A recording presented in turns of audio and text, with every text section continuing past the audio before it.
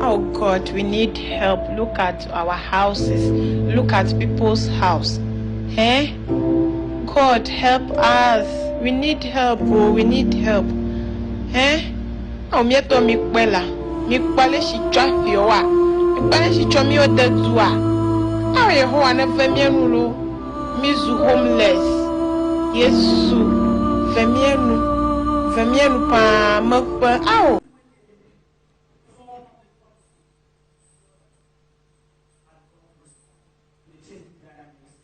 Transport sector.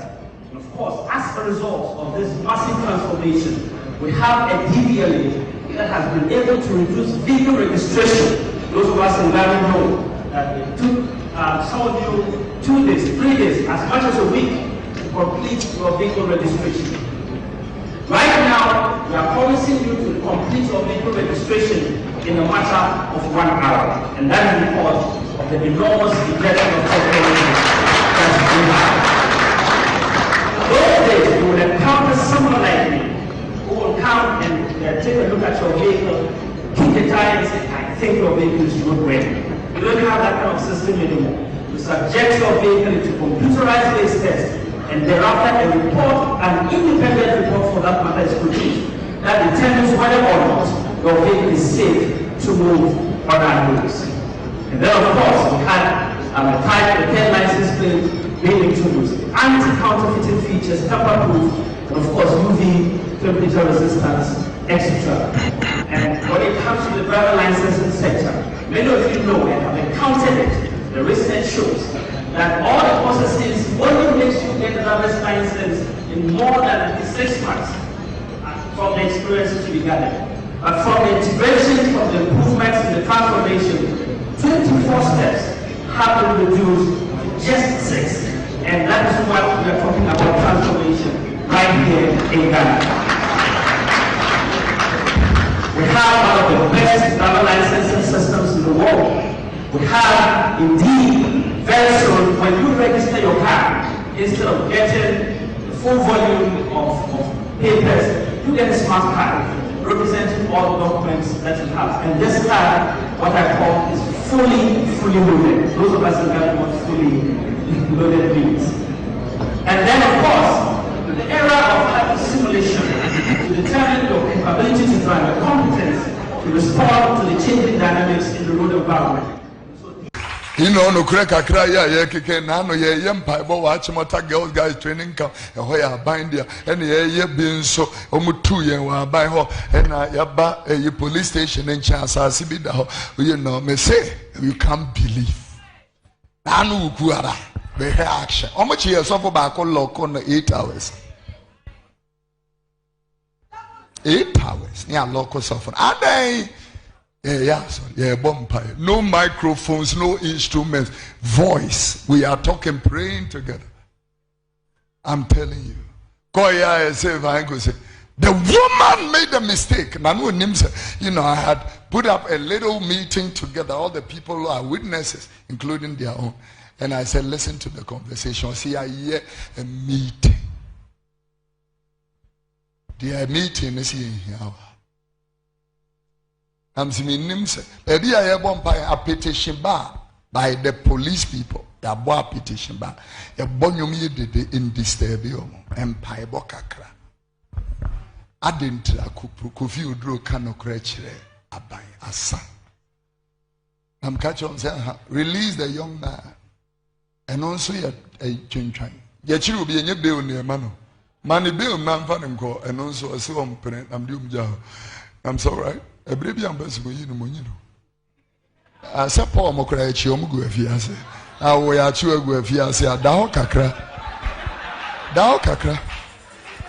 Pia nipa begu obetra. Kokoli bunipa da form no. Enya wo fere. The motorway in the Kawansam last week, I'm going to say it again. concrete road etuni epachi aye the asphalt kotare unnim nyansa kura na de no aye de aye no fa no aye. Huh? We have a whole institution for roads and highways. Where are the engineers? Concrete road, what I did in building technology, concrete roads, you know, the expiring date, expiring date, we need to strip the surface and do an overlay on it again. And nothing now, baby, to iron rods, shishemono, a blinding work on it.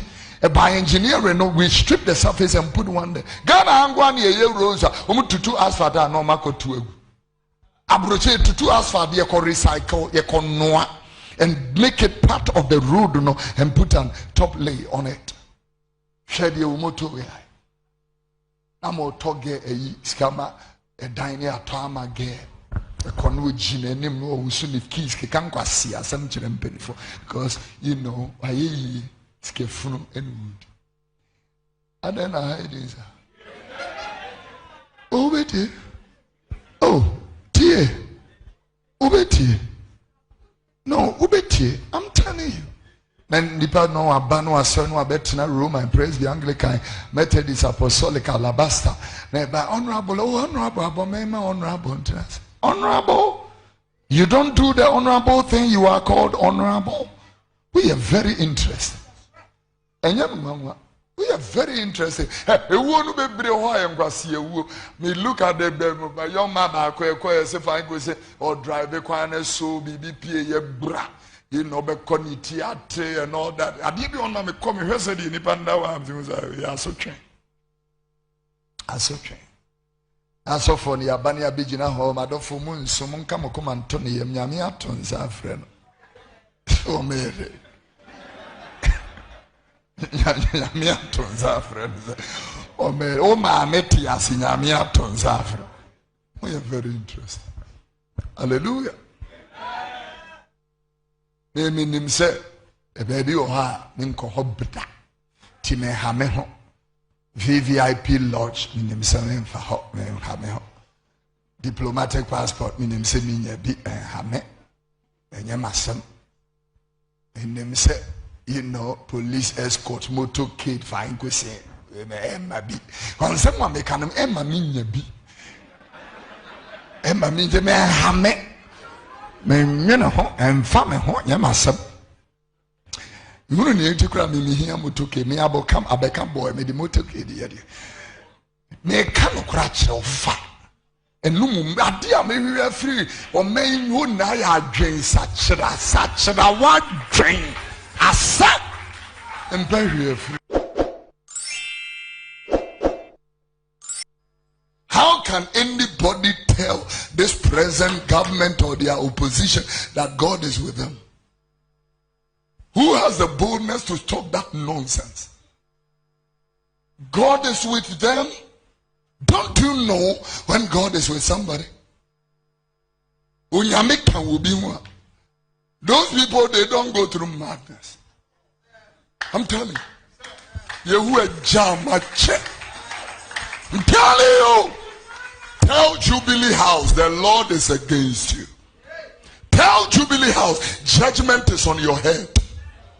Tell Kufuado you are under judgment. Tell him.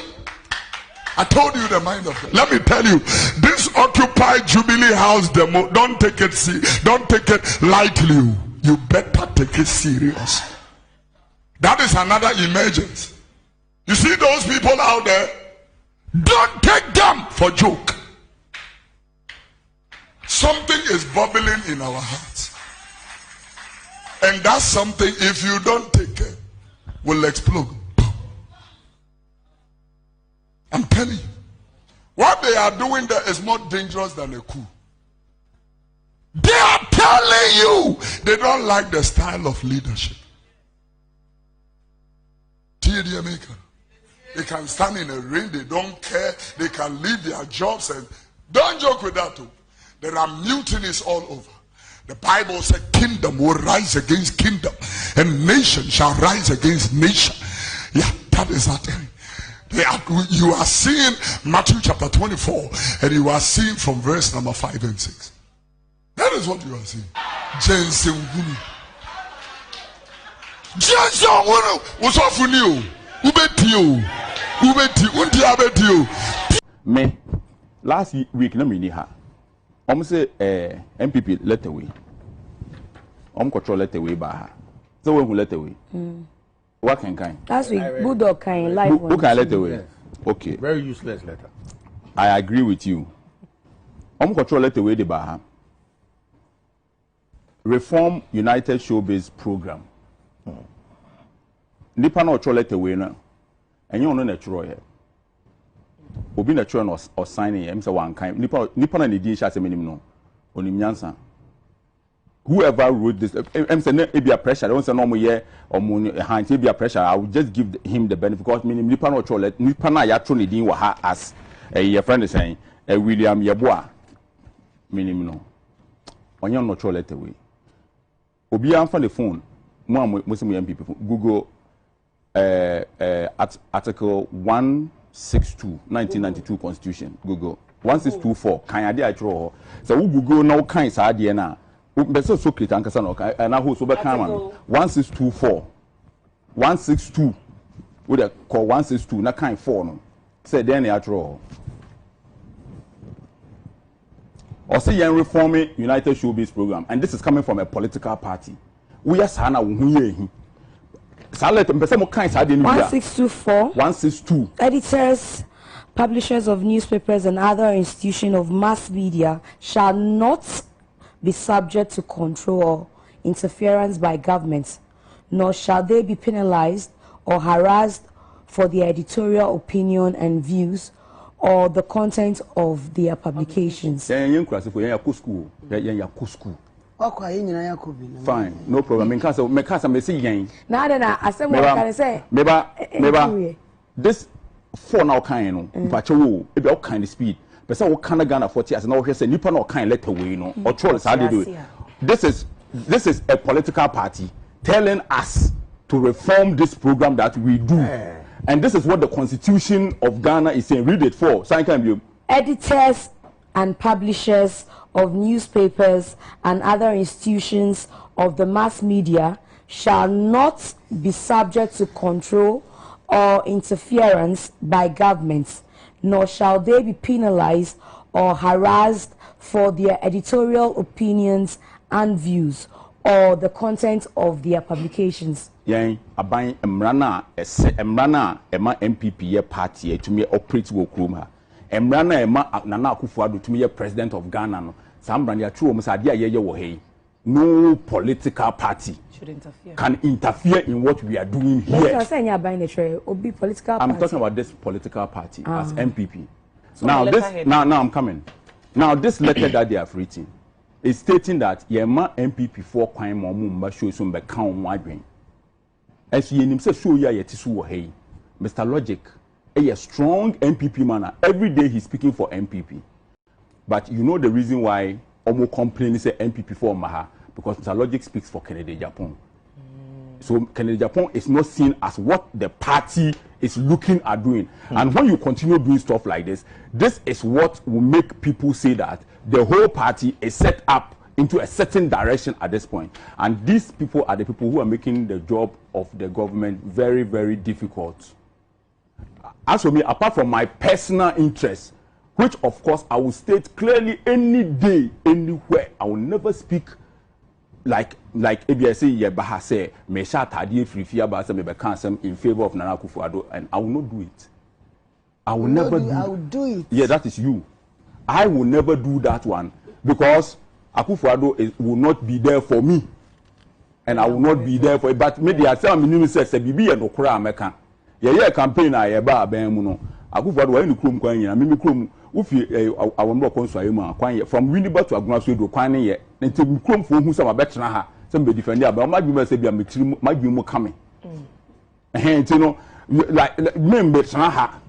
Say me be kan sama ma aban no. Eno ye one. Number 2, you have an information ministry with 2 deputies.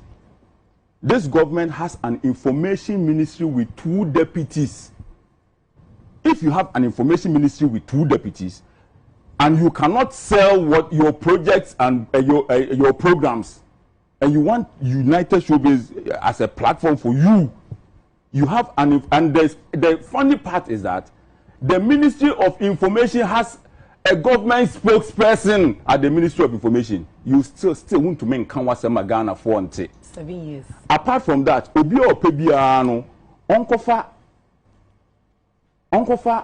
report on presidential staffing 2020. Obi or Bibiano, I'm sure Adebi. Ade or Ghana.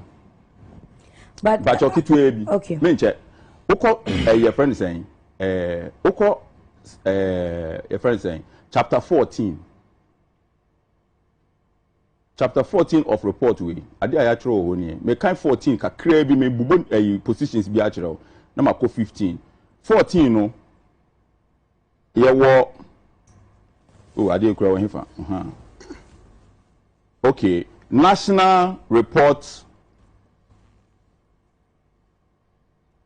any I'm sure my space yo bacho meba yo so wokọ ọmampani atena ya enipa omo ho a edwuma omo beyama aban in terms of communication me nua Jefferson Saki or your deputy director communication president secretariat your deputy director communication vice president your deputy director communication president secretariat on your friend Yusuf Bibi Kofi Christopher or your deputy director of communication vice president your over 16 abehe your technical communication and assistant your friend Habib your Tahir or your technical communication assistant Joshua technical communication assistant George Kumi technical communication assistant Francis Odro technical communication assistant Meneke no Furata nam Chebia Papa mu nyina ni ho mu nyina mu technical communication assistant mu gu Flash Staff House mbe edwuma abo aban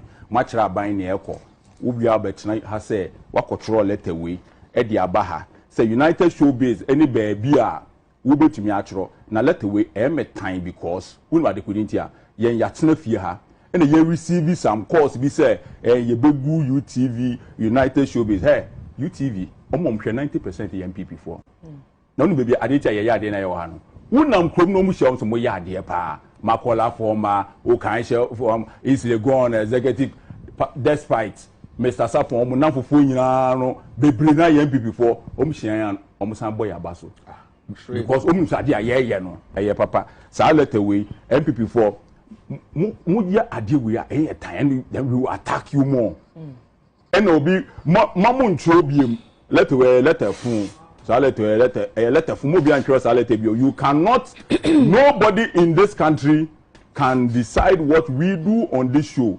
especially when the president of Ghana is an astute lawyer and somebody who believes in the rule of mamu ntro so de biem MPP for ya mama oson anso mo pentatia ay Osofagos mo dia yankwan emfa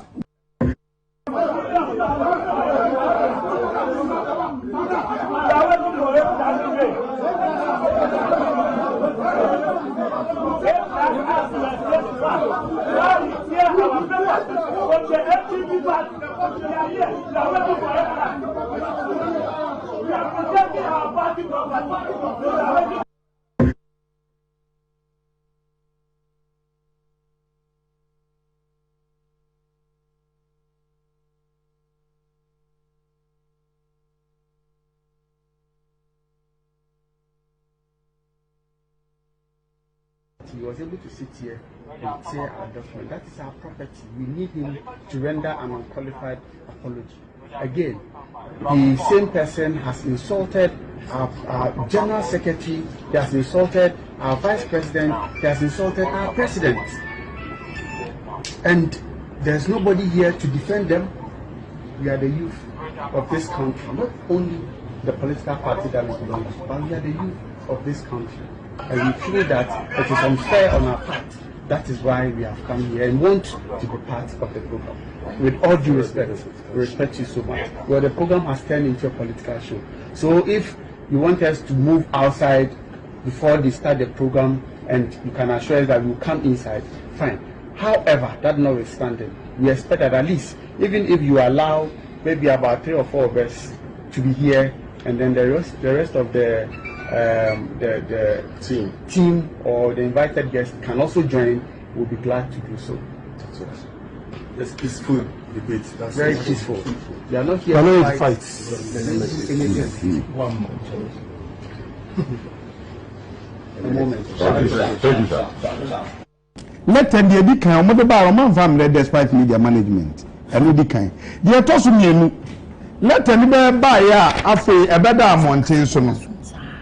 Party in penny for by the memo have a car say, let them know no Troy. As no crab baby, yes, no. Let them know now Troy, our fun ones have a pound with your dear. A year then will be Timua, your property, acquaint to acquire your property. I was a woman and chamfer, where your kit will be. We let your best say in your mind in a quabnasa and to say, Edmund, I will soon movie. Your best no. Send me a cocania casamina mitri money dear, Emwa, or Chinabi, never so. Cotua buana, I say, Cassa sorry so, in Cassa Soreno, so China Soria, no becoto so. In Cancabe your friend, none more on your FM for by say, Yersham news editor, Nefenono. Say bia, as some see, yen and central for, Ubi and wires rubber for, as some bar, yen tiemu, near Missa say, ni bon kumoda for ni fanda saying. Ndio maana oka ya de attempted dia ousu bempa edidi ye no ende otiana wa no wante no watukwa no kwa nya atwomno hwehwe anim me kana pani bia mammo no emfa nkosi ba bia me kana pani bia mammo ena me na me sekire me boka ye bisamu na se yanye ne yie mpo a wudu tu bonku de tu ni fon mi so pani wa kyerɛkyerɛ ase mama te ase asam ne tofa bɔ ne se lete ne kora no MPP fo mpani fo ba adwuma mu ase enyo sentrofo obi enu wo yesoro abɔfo asam ne ba yentie mu ne emisa se ne bonkum da fo ne ni fanda sen ndi o ma yene wo ka yene de atamdidi a owusu bempa edidi ye no ende wo tia na wa no wante no watukwa no kwa nya atwomno hwehwe anim me kana pani bia mammo no emfa nkosi ba bia me kana pani bia mammo ena me na me sekire me boka ye bisamu na se yanye ne yie mpo a wudu tu bonkum de tu ni fam so pani wa kyerɛkyerɛ ase mama te ase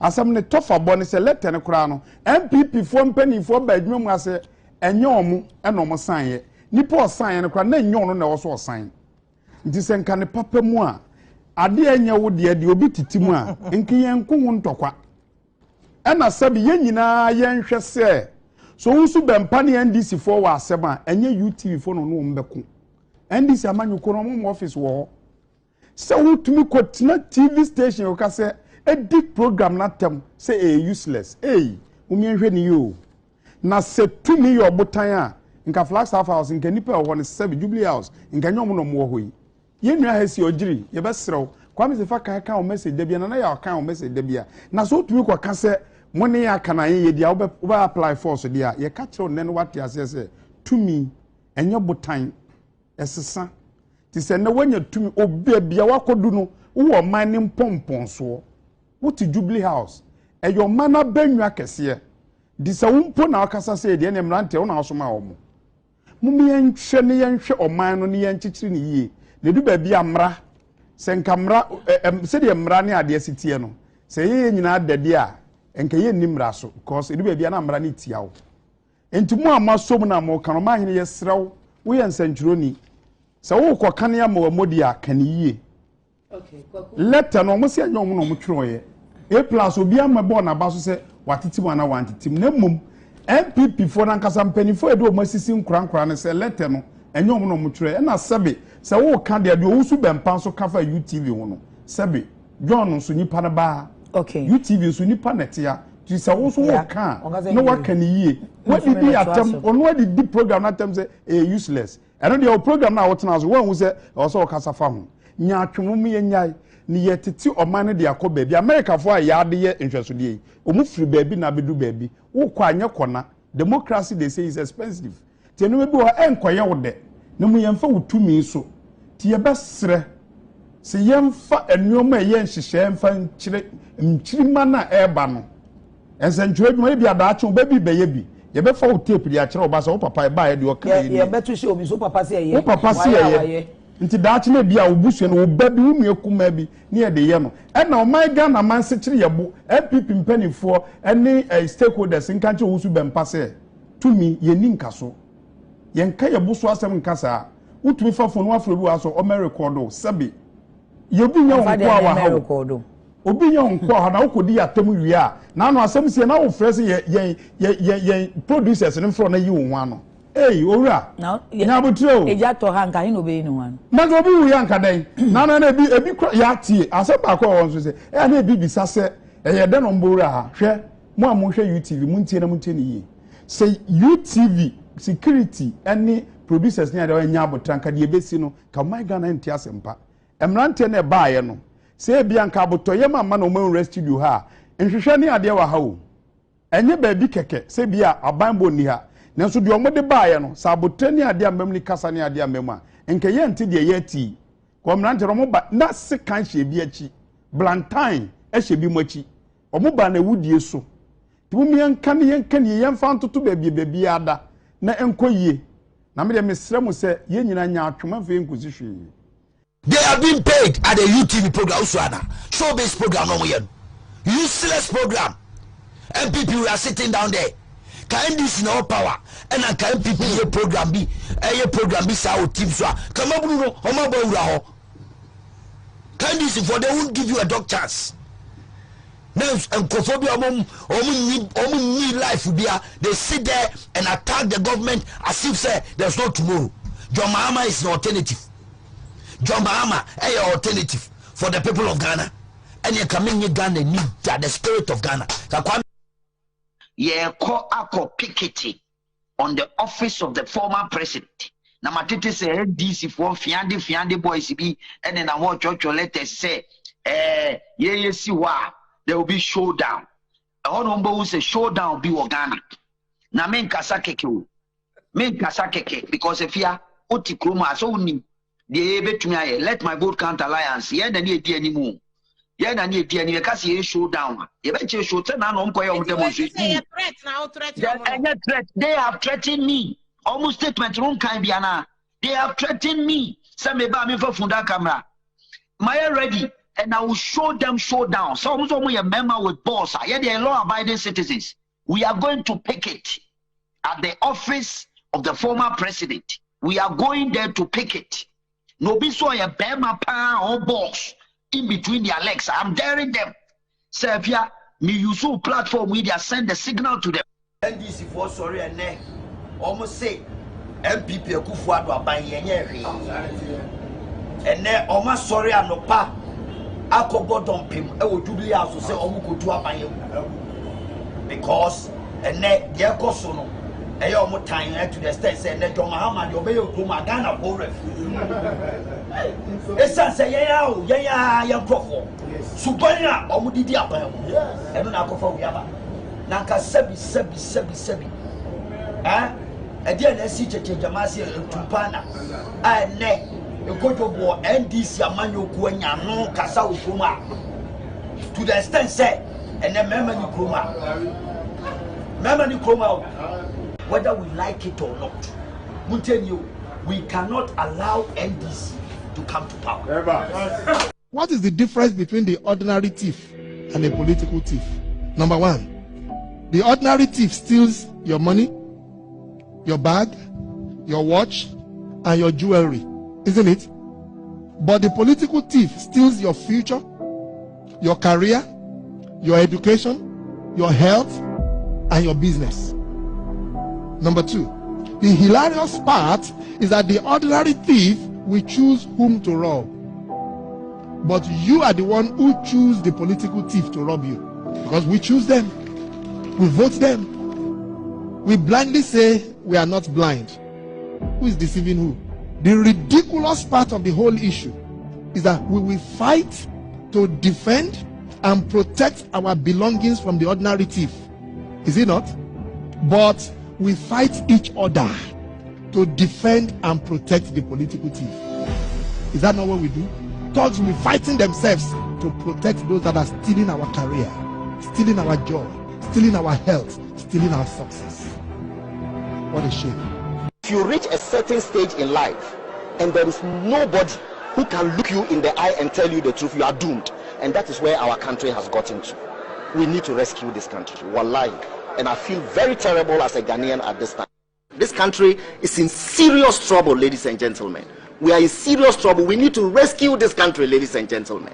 The presidency has been so depraved, so muddied, so dirtied, that I tell you in all sincerity as a Ghanaian, that I feel terribly sad today as a Ghanaian. We need to rescue this country. Wallahi, inshallah. Please don't cry. We shall rescue our country.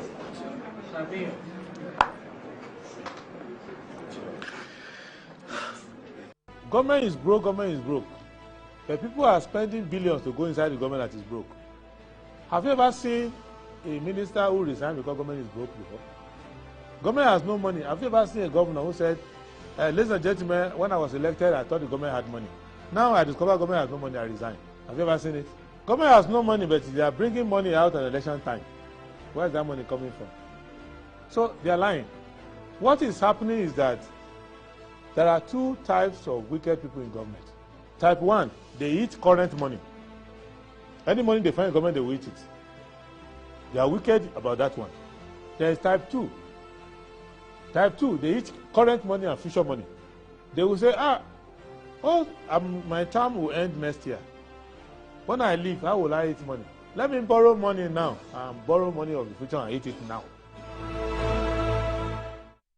Right, hello, good morning and welcome to the show. This is Good Morning Ghana live on Metro TV. It's a Thursday, the 12th day of October, 2023. By His grace, we're live and we're here. We're at another edition of the show. Our gratitude will go to Most High God for the rare privilege of being alive and, of course, the opportunity of having another conversation around the top stories making the rounds here in our dear Republic. I'll let you into our panel for the morning's conversation shortly, but let's take a look at the front pages of our newspapers. Daily Graphic. 115 billion cedis goes into education since 2017. SHS's take 12.96 billion. President. National Service Scheme ready for autonomy. OSP FBI investigates Cecilia Dapa. Give us mandate to purchase food for students. Charles demands from government. Ghanaian Times. STEM education. Government targets Ghana as leader in Africa. Rolls out programs for groundbreaking projects to achieve goal. Nyahota Maklo, Nuno Mensah urged government to address social unrest ahead of 2024 election. 61 aggrieved customers of former Gold Coast Securities picket, but SEC appeals for calm. Forestry Commission confiscates assorted bush meat from chop bars and traders. Ghana Health Service records 40,716 mental health cases in 6 months. Daily Guide. Nana NPP bigwig storm Theresa's 1 week. FBI probes Cecilia Dapa. 13 hospitalized over food poison. Akufo-Addo touts education record. The New Crusading Guide. Akufo-Addo touts investment in education, says record is unmatched. Bring Apostle Boy into court, even if he requires an ambulance. Secondary High Court orders. The junction between National Cathedral and affordable housing projects. UPSA VC ignores court, goes ahead to develop Mpasem land. Brainsfield committed to protecting Ni Dodu Clote family properties. IGP tape. Superintendent J.B. Asari commit perjury. Accusers make U-turn at in-camera hearing. The Insight. Ghana now ripe for coup. Nyaho Nuno Mensah warned government over mass suffering. Picketing by aggrieved customers of Gold Coast Fund Management. Near bloodbath averted by government at Finance Ministry after pensioners were forced to sleep overnight at Ministry. Aftermath of Hamas attacks and Israel declaration of war. Gamal Nasser speaks today on real situation in Palestine. Give us roads or we'll be forced to demonstrate, not vote in 2024. Angry residents, chiefs of Abosu, Eshiresu tell government. Commonwealth Enterprise and Investment Council expands with over 155 businesses to create collective wealth for 56 member countries. Business Finder. Inflation rate drops to 38.1%, thanks to Bank of Ghana's monetary tightening policy. Plastic shoe firm to employ 10,000 workers in 5 years. GEA leads fight against harassment and violence at the workplace. The Daily Statesman. Akufo-Addo touts unprecedented investment in education. Inflation drops again to 38.1%. VRA supports communities affected by Akosombo dam spillage. Ghana makes progress with debt situation. And that's about it for the front pages. We'll be back shortly.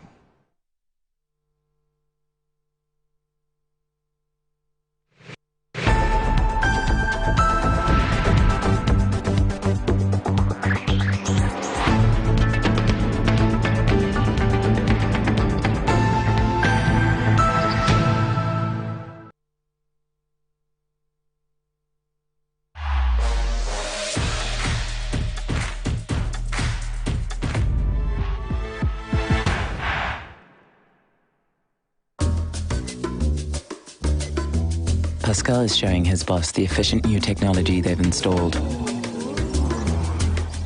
She is pleased, but now she's asking, why is that still there? Pascal explains that he hired a security guard to protect the data shed. The boss is not so pleased anymore. If you haven't upgraded to cloud storage yet, it's time to get business done better with MTN Business.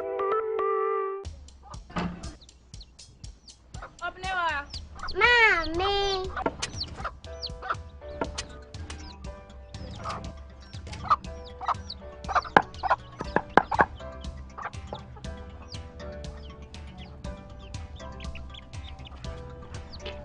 Michelle say,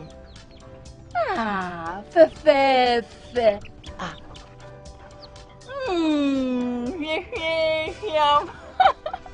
Different era, better result. Time has changed and time has brought Kel Choco Toothpaste.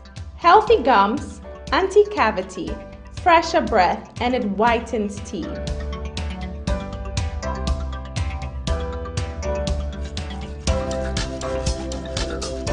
Kel Choco Toothpaste. Sankofa. Yenchi. Kel Choco Toothpaste. Happy smile. This advert is FDA approved. Ready for something refreshing and great tasting? For your kids' enjoyment? Angel Cola. For your graduation enjoyment? Angel Cola. Beach hangout? Angel Cola. For all your refreshing moments? Angel Cola. For your parties, get-togethers, events, and celebrations, enjoy a chilled bottle of Angel Cola. Radio Grandma, today is your day. Over to you. Thank you. Enjoyment Cola. Angel Cola. The Enjoyment Cola. Enjoy all your moments and fun time with Angel Cola. This advert is FDA approved.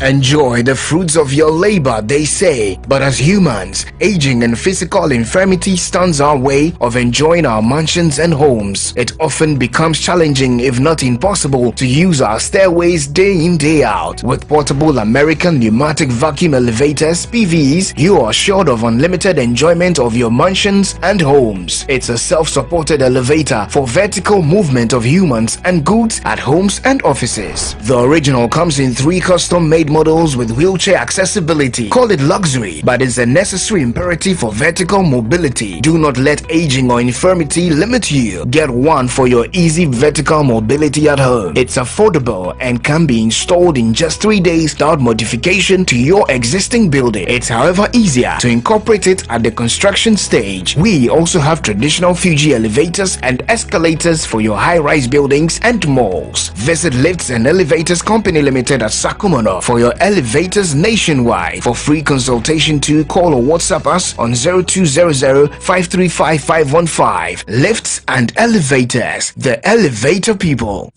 Betway is your gateway to a theme park full of gaming excitement.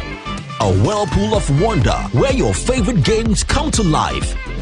Where you can take to the skies with max payouts that reach into the millions.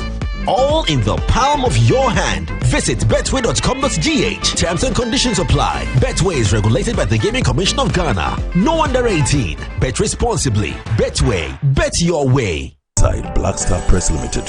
Grow inside the inventive minds, evolving concepts, and the creative trends. the printing press you need now. Witness the beauty, diversity, and natural wonder with our works. Inside Black Star Press Limited, in association with Lionhead Group of Companies.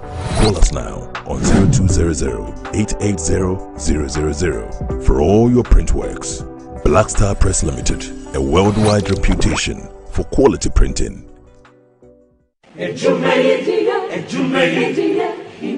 In life, choice is good, but choice plus safety is way better. Your safety and comfort is paramount. Under the cylinder recirculation model, you can buy LPG in a safe environment.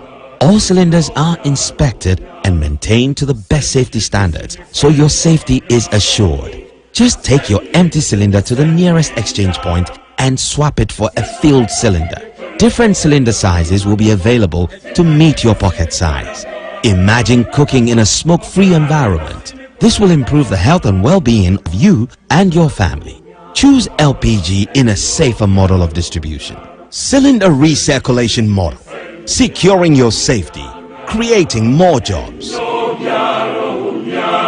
A message from the National Petroleum Authority under the patronage of the Ministry of Energy. At St. Michael's Specialist Hospital, we bring you world-class experience in medical diagnostics at affordable prices. Our cutting-edge medical technology, which includes CT scan, X-ray, and ultrasound, produces high-quality diagnostic images you can trust. With our in-house MDS Lancet laboratory, we guarantee reliable and accurate results. Enjoy the comfort of our spacious and luxury waiting room in our imaging department. Whilst waiting for your results, you can enjoy food and snacks in our comfortable cafe. Our medical doctors are available for consultation after your results. St. Michael's Specialist Hospital, your trusted partner for all your diagnostic needs. Diagnose equipment bira out here for say the best they have it here. Don't make mistake. Don't rush uko abuchire akusanho yare. Through St. Michael's Special Hospital, everything is closer to you here. For more information about our various health screening packages, visit our website at www.smsh.com.gh or call us. St. Michael's Specialist Hospital. Exceptional care for exceptional people. 46 has won us several awards. That is why we say, go herbal, go amen. We are located everywhere in all the regions. Amen Scientific Herbal and Alternative Medical Hospital. Allahu Shafi, God is the He.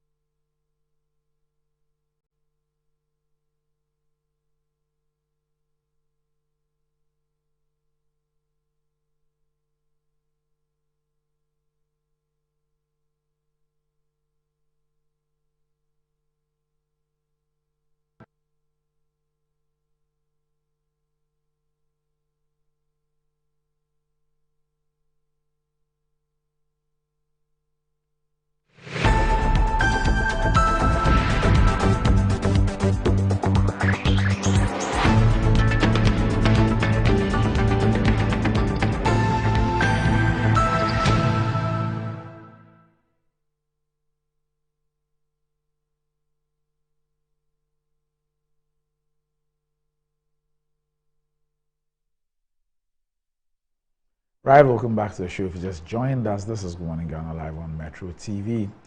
With me on the show this morning, I have Kofi Tonto, who's the government spokesperson. Good morning, Kofi. Good morning, Randy. Right. Yeah. Also with me on the show this morning is the National Communications Officer of the NDC, Sammy Gyamfi. Sammy, good morning. Good morning, Doc. Right. Okay, so before we start our discussion, MTN wants me to tell you that he has some goodies for you. Now, I was asking if you're ready to treat your callers to good tunes while you win incredible rewards. And MTN says that you can earn points by purchasing, renewing, copying, or gifting your favorite caller tunes, and you can win amazing prizes based on your total accumulated points. Build as many points as possible and you can win tons of data to stay connected to the things you love, or you can win an amazing 10,000 Ghana cedis cash prize to splash on your favorite things. It's the perfect way to entertain your callers with music and get rewarded at the same time. Start collecting your Caller Tunes points today. Visit callertunes.mtn.com.gh and Caller Tunes. If you're spelling it, the tunes, there's no S at the end, there's a Z. So T-U-N-E-Z, not T-U-N-E-S. Or just dial star 1355 hash to get started on MTN. Caller Tune service till the 7th of November 2023. Terms and conditions apply. Okay. So we've all been kids before. And you know, one of the things that you either love or you despise is when you have to brush your teeth. Okay. All right. Now, brushing your kids' teeth sometimes becomes difficult due to resistance because of the taste of the toothpaste available to them. Use Kel Kids toothpaste flavored with strawberry. That gives a perfect taste for kids and makes them develop a personal attitude and love for brushing their teeth always. Kel Kids toothpaste protects child's gum, prevents cavities, and makes the teeth strong and healthy with freshness all day. Kel Kids toothpaste is recommended for children between the ages of 2 and 6. It's a product from Samara Company Limited, producers of Sasu, and is approved by the Food and Drugs Authority. Kel Kids, happy smile. And enjoying the fruits of your labor is as important as enjoying the mansions of your labor. And the pains of climbing stairs when not exercising could be challenging for all ages. But worry no more. Lifts and elevators have got you covered with the best portable American pneumatic vacuum elevators on the market today. It's a simple self-supported elevator for both homes and offices. And guess what? It can lift your goods too. Wheelchairs can fit in, and they come in 3 custom-made models. It is affordable and can be installed within 3 days. So visit Lifts and Elevators at Sakumono, or just call them on 0200-535-515 or send a mail to elevatorsgh@gmail.com for consultations and the best solutions in easy vertical movement. And I always love to speak to you about education, especially higher education. And the need for you to improve yourself and, of course, also secure your future. And I'm asking you to do this with the Accra Business School. Boost your career with their prestigious MSc degrees from KNUST. You can choose from Human Resource Management, Communication and International Marketing, International Relations, Public Affairs, or IT Management. In just 12 months, the MBA can be yours. You can also dive into their BSc programs in IT Security and Cybercrime, IT Management and Business Management, endorsed by top universities in Ireland and Wales. They offer flexible entry payment and learning options convenient to you. It's time to unlock your potential and take position. Visit www.abs.edu.gh or call the Accra Business School on 0263 888 555 or 0263 888 666 or visit the campus at Spintex Road, Christ Square. Let Accra Business School elevate your future today. Okay. So whoever you are, whatever you do, and wherever you go, drink Angel Cola, your key to enjoyment. Angel Cola, they say love it. Now ready for something refreshing, great tasting with excellent flavors? Unia, you've got varieties to choose from. Angel Orange for that special occasion. Angel Mango. Angel Peach, refresh your mood. Angel Apple Lime. Angel Drinks produce vitality and maintain fluid in normal balance. Angel Drinks, refreshing, invigorating, and exciting. Angel Drinks are produced by Adonko Soft Drinks Beverages Limited. And Angel Drinks taste like our day. And is recommended for all, including children. You can reach them on 0244-832286 and 0507878668. Okay, so to my panel, and let's start off with the economy. So front page Business Finder, inflation rate drops to 38.1% thanks to BOG's monetary tightening policy. And the story by Isaac Edu reads, Ghana's inflation rate dropped to 38.1% in September, showing signs monetary tightening by the Bank of Ghana is paying off. The drop is set to hopefully provide space for the regulator to hold borrowing cost and change next November. Government statistician at the Ghana Statistical Service, Professor Samuel Enim, said during a regular monthly briefing in Accra yesterday that inflation for food and non-alcoholic beverages declined further to 49.4% from 51.9% in August. So food inflation is at 49.4. Okay. While non-food inflation declined by 1.6 percentage points to 29.3. Dr. Addison at the last Monetary Policy Committee press briefing observed that inflation was trending downwards, and as we continue to make progress on that front, we expect interest rates to correct, and then the interest rates would also be moving in the right direction. The bank has projected inflation at 29% by close of 2023. Dr. Addison reiterated his 29% projection, saying the environment has stabilized, so the situation cannot get any worse than where it is. And he maintained that we're beginning to see some evidence which is pointing at different numbers, and we're ready to discuss those with IMF, including the outlook of 29% that we are projecting for the rest of the year and what that means for monetary policy going forward. The continued maintenance of a tight monetary policy stance and relative exchange rate stability had contributed significantly to the disinflation process observed in the year thus far. Meanwhile, we're told that IMF has lowered Ghana's average inflation forecast for 2023 to 42.2% from the earlier 45.4%, and is also forecasting an end-year inflation of 31.3%, higher than government's 29%. I wanted to tie this into a story because of the issue of interest rates. Yesterday, I just looked for a coffee. The Treasury bills were oversubscribed by some 25 or 27%, but they're going at 33%. That's how much government itself is borrowing on the domestic market, at about 33%. But inflation down to 38.1. Yeah, very good morning to you, Randy, and then good morning to Same. First time meeting up with Same. Oh, okay. Yeah. I think, was it Thursday or so, when the government had a press conference with the IMF? If you would recall, the government, we received our first tranche somewhere in May 2023. And as you know, when we were approved for 3 billion, it didn't mean that we were going to receive the 3 billion box sum. It was going to come in tranches. The first tranche came in May, and then the second tranche is scheduled to come in November. So IMF and the government did a press joint conference to inform Ghanaians, because the IMF needed to come in and do an assessment or a review, if you call it, and to determine whether or not the condition precedents that were set for us to receive the second tranche was met. So it was through these discussions that some of these things came up. Before that, the new inflation figures hadn't come out. But even that, we had saw the disinflation, and also we've seen other improvements or recovery in the economy.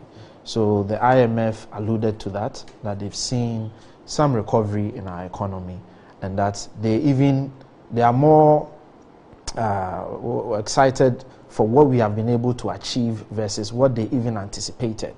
But that is not to say that we've completely come out of the woods. We still have a lot of work to do to bring inflation even further down, to make sure we bring the exchange rate from 1 to 11 to a reasonable rate. There is more work to do. And then most importantly, it comes down to the pocket, Randy.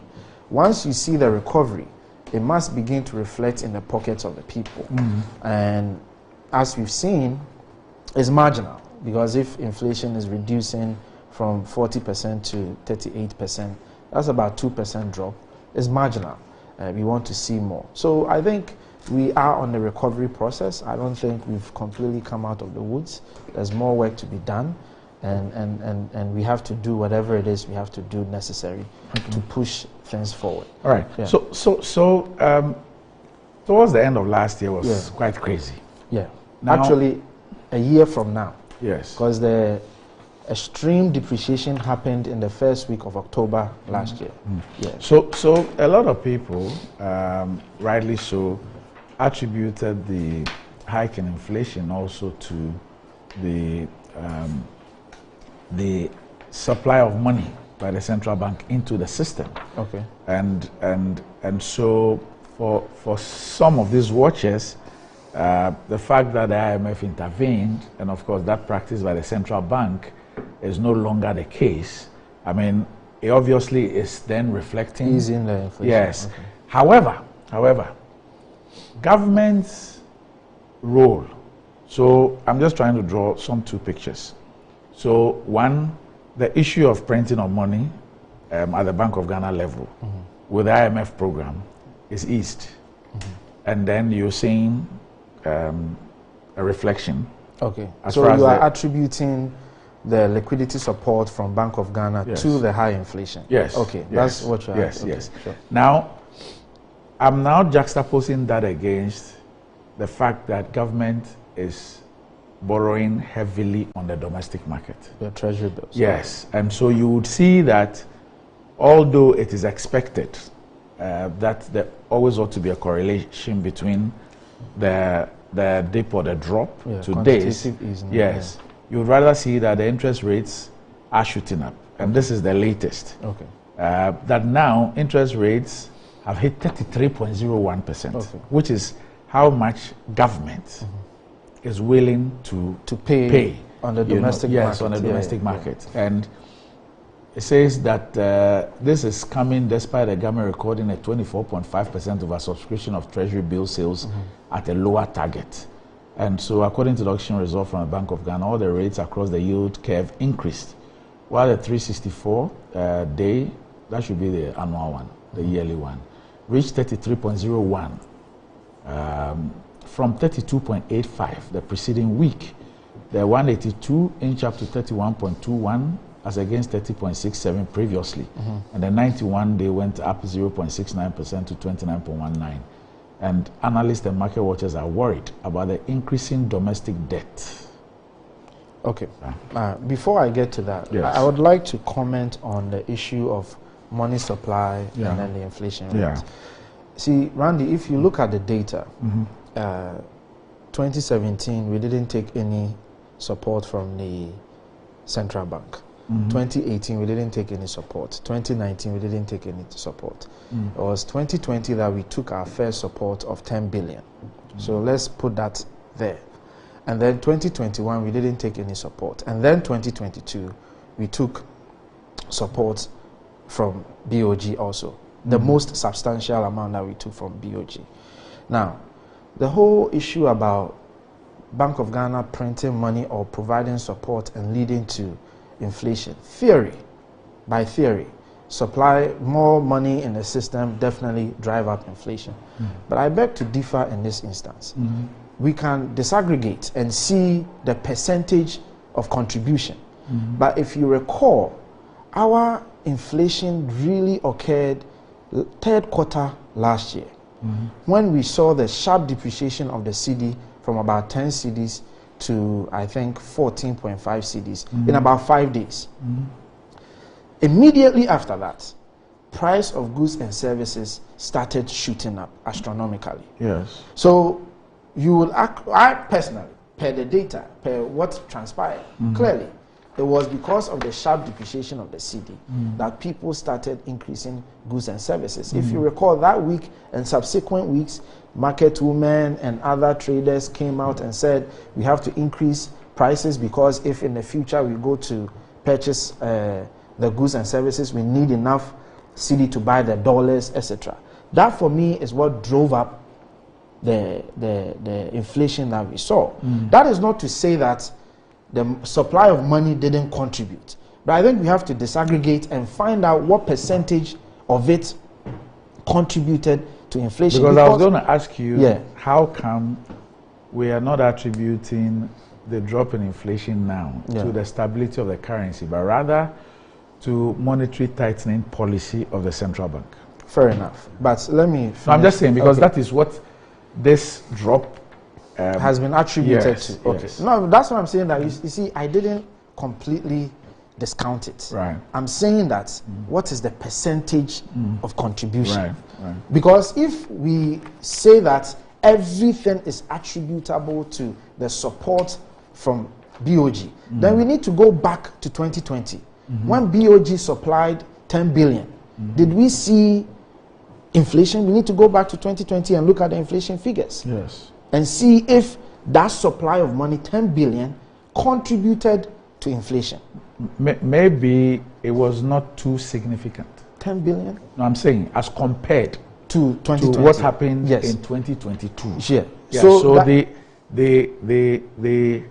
the enormity Yeah. of the figures, I mean, have different. 10 billion will have a different impact from 70 billion. 2022 wasn't That's- 70 that- billion, but I no, think, I'm just saying. I think your Yeah, point is yeah. well understood. But that even confirms my point that we have to disaggregate the issue and find out what the contributing factors were. Right. Certainly, per the theory, it is possible that because BOG supplied or provided liquidity support for government, it could contribute to the inflation increasing. But it is also a fact that we saw exogenous factors contributing to our inflation because of the goods and services that we procure from outside. So for me, I think we need to look at it. On the issue of T-bills, this morning I was listening to an interview the Minister of Finance at the presidency. He had an Minister of interview- State at the Ministry of Finance. Are you talking about Amin Anta? Amin Anta, yeah. Minister of State Minister at the Ministry of at Finance. the Ministry of Finance, yeah. He had an interview with Bernard Avle, and this question came up. So Bernard was equally asking that, okay, so inflation is coming down, but you are still borrowing at a very high interest rate on the treasury bill market. Right. Yes, certainly. I think the explanation given was that it has to do with liquidity issues. That as it stands, the government has the liquidity to service these transactions. So I think we need to delve deeper and find out as far as the interest rate and the monetary policy BOG is implementing. Because I think the last time the BOG met to discuss the monetary policy, the policy rate wasn't increased. It stayed the same. Yeah, so we need to really disaggregate the issue and find out. But that's not an issue that's on a cursory level can be answered very quickly like that. Yeah. Now, Sammy, so we're going downwards. I think for the third time in I think 3 months in 4 or 5 months is inching downwards, and it appears that the target of government says 29, IMF is looking at 31, but it appears that this is some comforting news.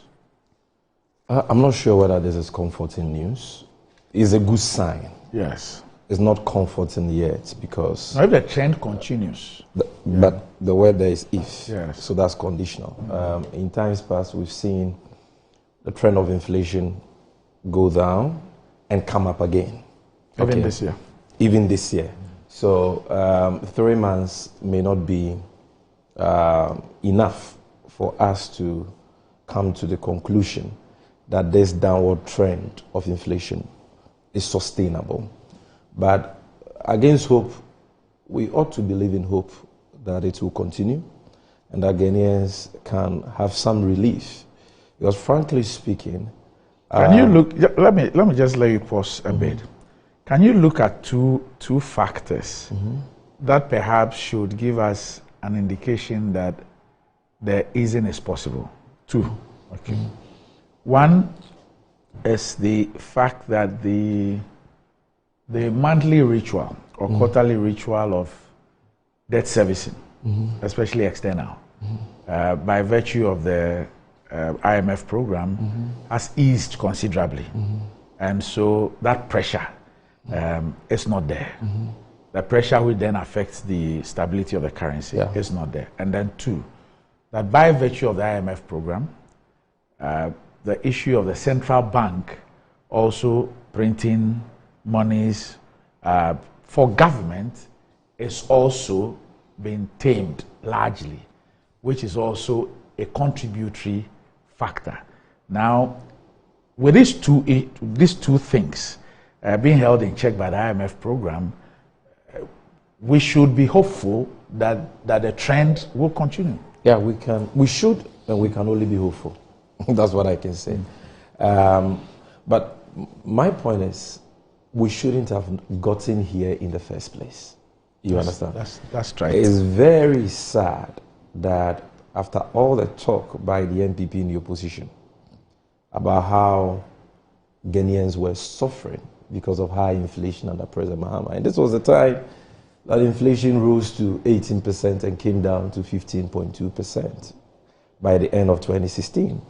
It is sad that after all that talk and all the chest beating about they having the men, they having a solid economic management team and the magic wand to transform the economy, to stabilize prices, we will be taking on this painful trajectory. As you noted, last year, inflation rose to a staggering 54% by December. The highest, I believe, in the last 4 decades of this country. And according to the World Bank, this high inflation was precipitated mainly by the excessive financing of government by the central bank. I'm talking about the excessive printing of money. So there is no question about the fact that, yes, inflation is accounted for by different factors. But the main contributory factor for the hyperinflation we recorded last year, where we saw inflation skyrocketing to a staggering 54%, was the excessive printing of money. In fact, the illegal and criminal printing of money by the Bank of Ghana for the Akufo-Addo Bawumia government. And because of that, the World Bank says that 850,000 Ghanaians were pushed down the poverty line. They were pushed into extreme poverty. Already we had more than 6 million Ghanaians in the poverty bracket. But in last year alone, we had this unprecedented number of 850,000 people entering poverty in Ghana. So that defines the hopelessness, the recklessness, the hardships, the penury that the people of this country have been plunged into as a result of the bad decisions, the misgovernance, the mismanagement of the Bawumia-led economic management team. It's very, very painful that we've been put in this situation, even with this latest inflation rate of 38.1%. Doc, if you compare us to our peers in the sub-region or in Africa, realize that we are still doing very poorly. The rate of inflation in Ghana today is, I believe, the second highest in the whole of West Africa, second only to that of Sierra Leone, and in fact the third highest in the whole of Africa, out of the 54 countries in Africa. Our rate of inflation, this 38.1% that we are even glad about, as marginal as the reduction is still the third highest in the whole of Africa. If you check trading economics, South Sudan currently has an inflation rate of, in fact, they are not even recording inflation. Their figure is negative 3.1%, Burkina negative 2.6%, Seychelles negative 2.4%, Mali negative 0.2%, Botswana 1.2%, Djibouti 1.2%, Benin 1.5%, Chad 1.9%, Libya 2.1% inflation rate, Central African Republic 2.4%, Uganda 2.7%, Cape Verde 2.9%, Gabon 2.9%, Mauritania 3%, Tanzania 3.2%, Ivory Coast, just our neighbors, Ivory Coast, they have an inflation rate of 3.6%. Togo 3.6%. Swaziland 4%, Mozambique 4.6%, Niger 4.7%, South Africa 4.8%. What's Nigeria? Nigeria's inflation rate, just a second. Nigeria is 25.8%. Then you have Congo 27.8%, Ethiopia 28.2%, Guinea 8%, Cameroon 8%, Tunisia 9%, Algeria 9.4%, Liberia 11.1%, Angola 13.5%. And you know, Angola in recent time has really struggled. Angola, Tunisia, they've struggled with high inflation. But all of them have seen significant reduction.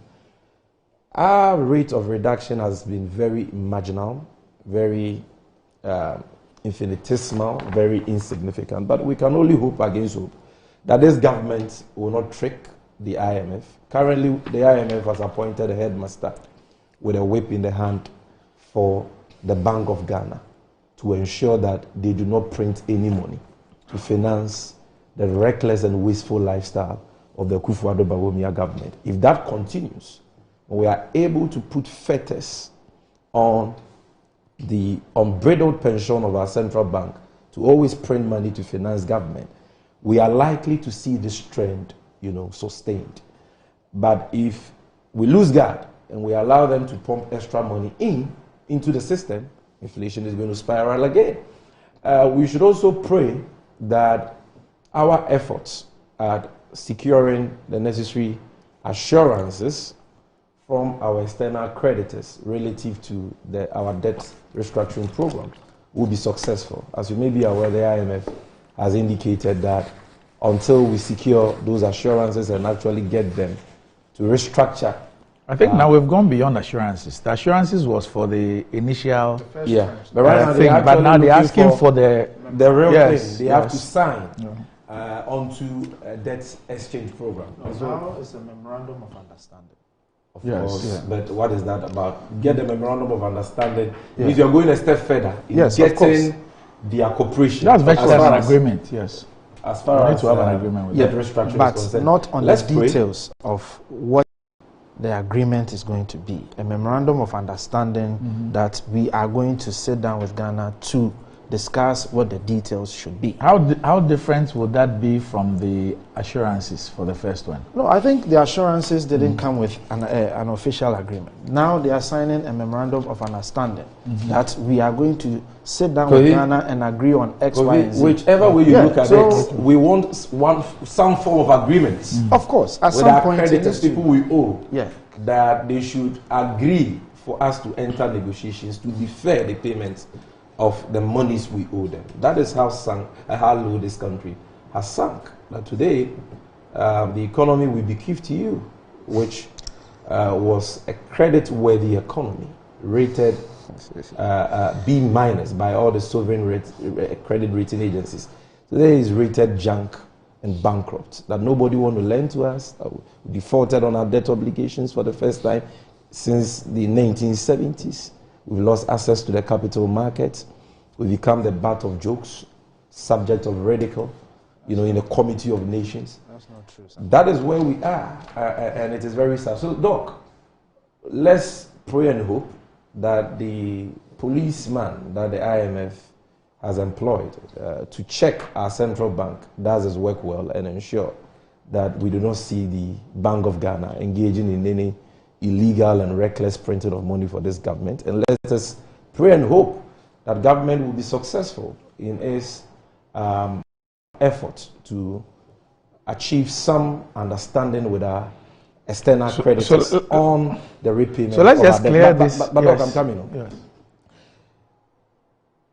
The reason why I said that we should not begin to celebrate any, comfort is that as I speak to you, even with the debt exchange program and the fact that we have defaulted on our debt obligations for some time now, the cedi is still depreciating and the dollar is still rising. As I speak, yesterday I bought dollar at 12 Ghana cedis. 12 Ghana cedis. In some forex bureaus, 11.8, 11.9, some 12.1. So the dollar rate is still going up. Already, because of the continuous trend of high inflation in the last almost 2 years, prices are already up. And this marginal easing will not necessarily lead to a reduction in prices.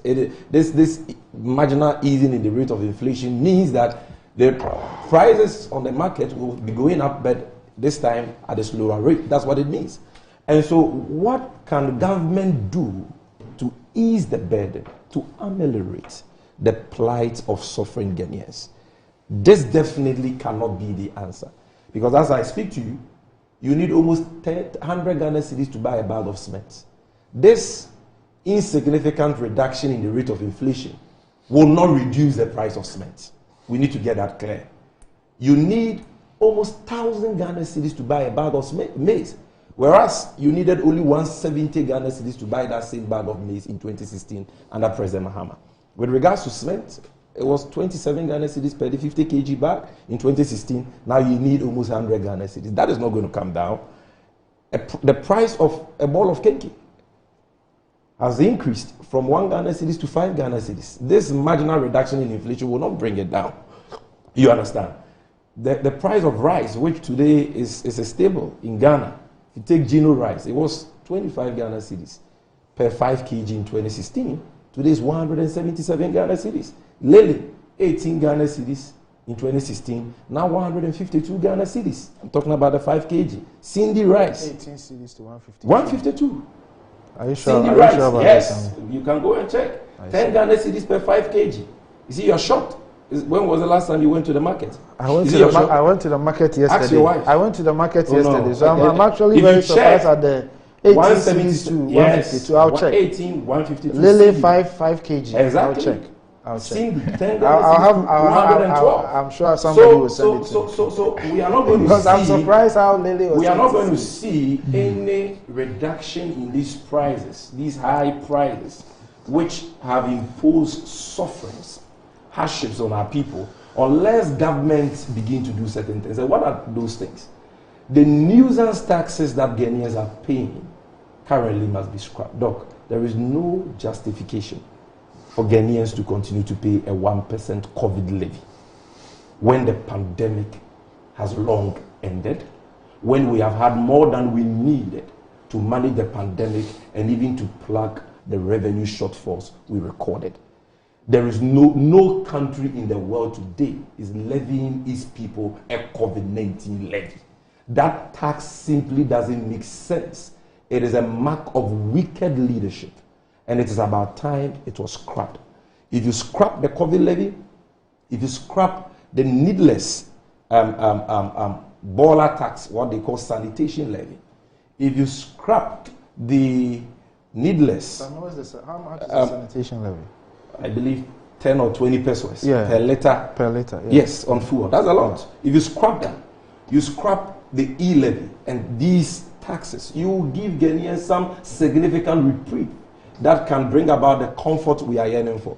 But so long as you continue to charge these taxes, Ghanaians continue to pay these taxes. When the lending rate is going up, only this morning when I was coming, I checked the lending rate. Ghana Commercial Bank, lending rate for secured borrowing, 34%.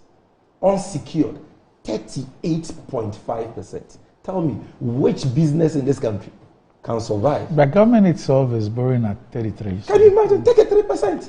So, high cost of business, utilities are going up now every quarter. Sometimes even within the quarter, we are seeing upward adjustments. No. It's your consumption that is changing. Okay, so every quarter, yes. Water is going up, electricity is going up, and then you have these taxes that we are paying. So times are tough, you see, and government will have to address these issues. Either than that, you may record some marginal reduction in inflation, but the level of suffering and hardship in the country will not ease. And as we speak, that is what the youth are looking for. That is what young people are looking for. That is what Ghanaians are looking for them to be able to breathe some sigh of relief. They go to the market and they see that not only has the rate of increase in prices slowed down, but we begin to see some significant reduction in prices. Either than that, businesses and individuals will continue to suffocate. Okay, so just to clear the question I asked about the MOU. Yes. Okay. So I tried to go look for the IMF boss's tweet. Okay. Okay, because I think that so that's the. I mean, I'm so old school. I can't this X thing, Twitter. I'm still Twitter. Yeah. I'm not still sold on the X. You are still not Elon Musk. No. That's it. So this is the quote. It says, "Great to meet GH at MOF Ghana, Minister of Riata, and at the Bank of Ghana, Governor Addison at the IMF meetings. Congrats on the recent staff level agreement on a fund-supported program's first review. Counting on bilateral creditors, reaching agreement on debt relief soon to move the review forward." End of quote. Now, the ministry itself also posted on its handle, and this is what the ministry says: grateful for strong IMF support and calling on bilateral creditors to agree on debt relief terms as quickly as possible. Yes. Yeah, so that, as I was referencing, I was even listening to Adam, as I was referencing, and this question came up. So yes, we are going to agree on the terms, but reasonably, we have a mark of November to get the second tranche. Okay. Right? So what he was saying was that it is likely not possible for us to agree on all the terms before the November due date for us to get the second tranche. So the IMF wants us to agree and sign an MOU with the bilaterals that you are going to engage Ghana on terms so they can at least release the second tranche. Then time will permit for Ghana and the bilaterals to go into details of what the terms should be. I hope that makes sense. Now let me go back to what Sami was saying. You see, Sami, I love the comparisons that you did, but I think it's important that when we do comparisons, we provide context. Because, see, when you cite South Sudan and you cite a negative inflation rate, you have to provide the reason why South Sudan is a negative inflation rate. When you cite other countries, when you cite, for example, Cote d'Ivoire and you cite Togo, you have to provide some reasonable context, because we practice a liberalized economy. We are a small liberalized economy, and we practice laissez-faire based on supply and demand, etc. But take Cote d'Ivoire as an example. They don't. They have price controls. So the reason why Cote d'Ivoire went to IMF, if you read their reason, one of the reasons was that we are coming to the IMF because during the COVID time, we provided subsidies on goods and services, and that has reduced or caused us financial challenges. So please come and support us. So clearly, Cote d'Ivoire is not going to record the same rate of inflation because they controlled prices. I hope you get the point that I'm making, Randy. No. Okay, so Cote d'Ivoire has price controls. So you cannot just increase items just like you can in Ghana. Cote d'Ivoire subsidized prices. And when Sami is speaking, I'll pull the Cote d'Ivoire agreement with IMF. And one of the reasons they cited was that we have provided subsidies to control prices. Therefore, we need support. So if Cote d'Ivoire is providing subsidy, that is essentially controlling inflation. So you cannot compare our inflation to Cote d'Ivoire. What about Nigeria? Nigeria, he cited... What about South Africa? I'm coming. He cited Nigeria, 25%. Yes. That's still on the very high side. Now, let me give you another example of Nigeria. Nigeria actually put a ban on repatriation of money. So, foreign companies in Nigeria couldn't repatriate their monies. Yes. Just in Ghana here, yes. One of the challenges that caused our depreciation was because investors repatriated their monies. Why? Of course, I mean, we can go into the details. Companies repatriated their monies. Mining companies, oil companies were allowed to repatriate their monies. In Nigeria, they couldn't. Yes. So they will have some degree of control on their exchange rates. But that's a difference in policy. No, Nigeria actually implemented an ad hoc policy. No, but it's policy. Okay, fine, fair enough. But the point that I'm making is that we need to provide the argument in proper context. Go and look at Nigeria's exchange rate. It used to be 1 to 400 naira. Now I just checked on Google, 1 to 700 as of today. So when we are citing examples, all I'm saying is that let's provide context. Because if you are referencing a country like Cote d'Ivoire, Togo, that doesn't even have its own monetary policy. is linked to France.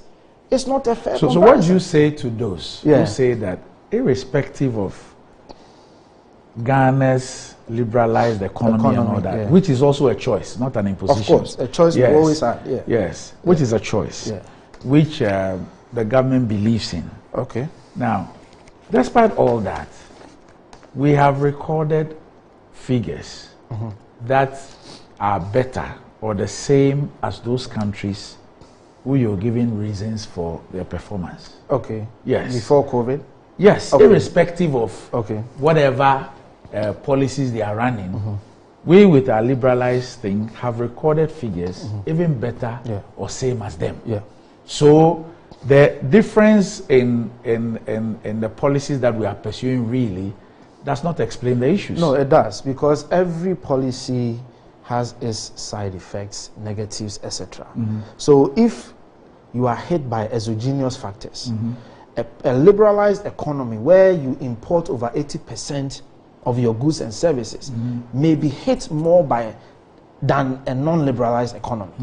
The fact that you are performing better doesn't mean that you will not be adversely impacted more.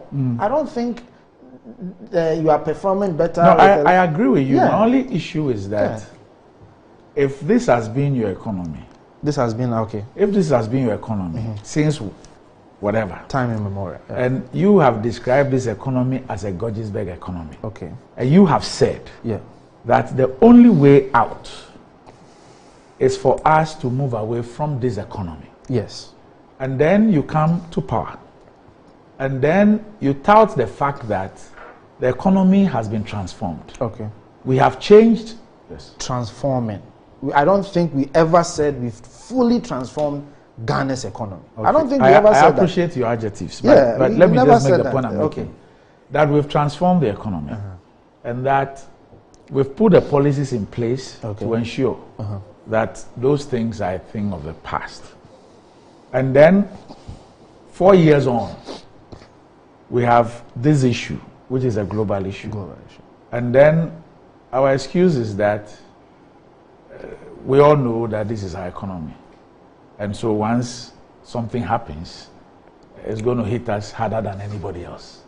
So what were we doing? No, okay. So I think, again, we raised challenges with the economy. As you rightfully said, moving from taxation to production, value addition, etc. When you look at the data, definitely we were on a positive trajectory. But we never said that we fully transformed Ghana's economy to the state that we want it to be. In the process of transforming or changing the economy, we were hit by exogenous factors that tremendously What did we do significantly? What did we do significantly to change the economy? What did we do? Oh, but Randy, you know, you can look at the indicators. You should look at the policy implementations. That I want to be educated. Okay, so for example, if you look at exports versus imports, we put in place measures so that we were doing far better in terms of exportation. No, specifically what? Specifically, yes. Randy, do you think the policy direction on one district, one factory didn't have any on impact? exports? No, not on exports per se. No, because you were talking about exports and imports. That's why I zeroed in on that. Yeah, no, you've asked me on some of the policies we implemented. And I'm saying that will help. We came in... No, I'm just asking how, you see... So I'm sorry. Okay. But I'm just saying that it goes back to the quantitative and qualitative kind of argument. Okay. My point is that if we say that we're doing 1D, 1F for industrialization and value addition and to boost our exports and lower our imports, there must be data to support that indeed. Of course. This policy has reduced, for example, our importation of X by Y, which has saved us B. Do you get what I'm saying? Yeah. Yes. Because when it comes to the issue of our exports outstripping our imports and all that, we all know that it is crude oil and the extra. Yes, it's crude oil. It's the export of crude oil. Okay. Just go and check. So you mean that the receipts, the windfalls, and because the prices increased? No, we even had a lot more wells, our production capacity for oil from 2017 has increased significantly. Okay, we yes, can so I'm just telling you that. Go into the details. No, I'm just telling okay, you that anytime we speak about our exports, our stripping, our imports, it's on the back of crude oil and nothing else, and not value addition. Even the crude oil is not value addition. It's a straightforward crude oil. Yes. So Randy, for example, when we came into power, remember, you recall, we reduced and removed about 17 taxes. Okay, so taxes on 17 items. Yes, items. That's not 17 taxes.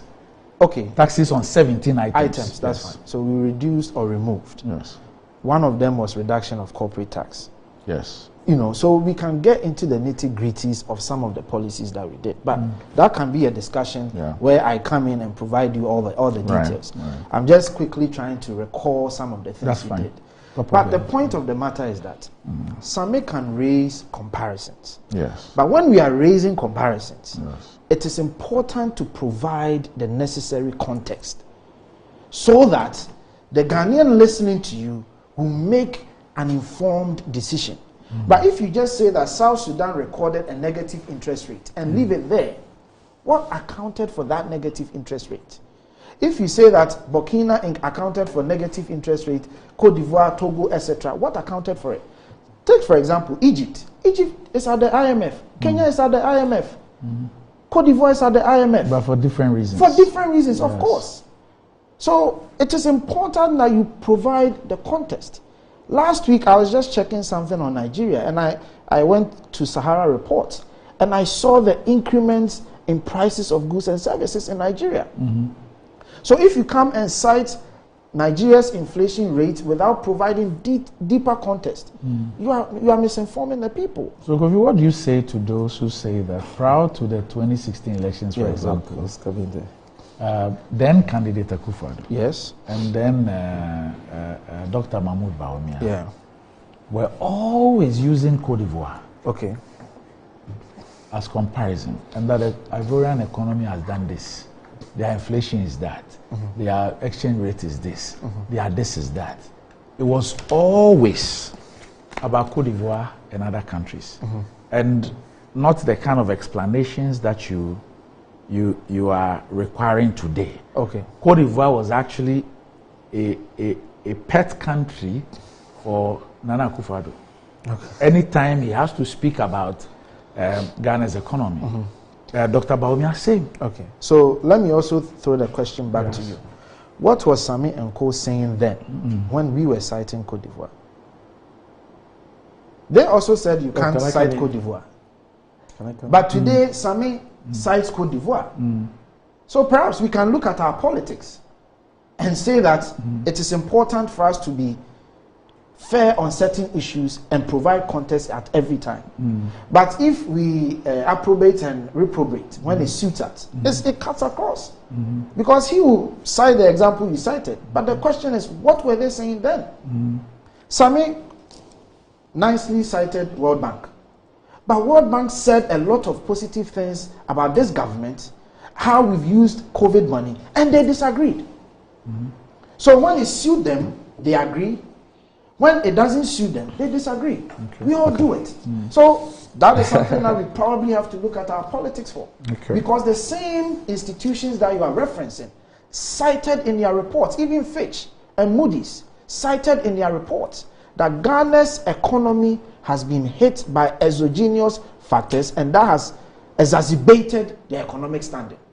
But you tell us that we shouldn't even bring in IMF, we shouldn't even bring in COVID. But the institutions you cite brought in COVID and brought in IMF. I mean, Russia-Ukraine war. So I think we have to be honest in general as politicians, if that is the discussion we want to have. Sammy, just hold on. I need to take a quick break. We'll be back shortly. Risks to the inflation outlook are... The question that you have to ask is, how can global phenomena skip Cote d'Ivoire and all the surrounding countries and only attack Ghana? How? How does it?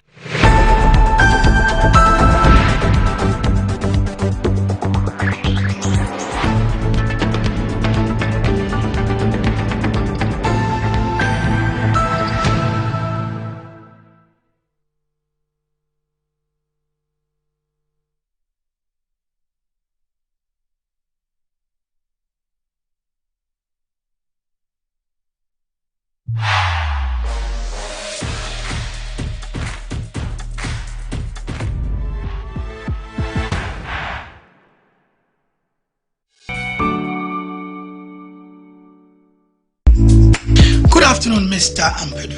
Good afternoon, Mr. Asare. How is business doing? My business is collapsing. Why is your business collapsing? I sold my products and services to my clients on credit, and my debtors are not paying their debts. Have you heard of Rosic Consult Limited, a debt recovery company operating in all the 16 regions of Ghana?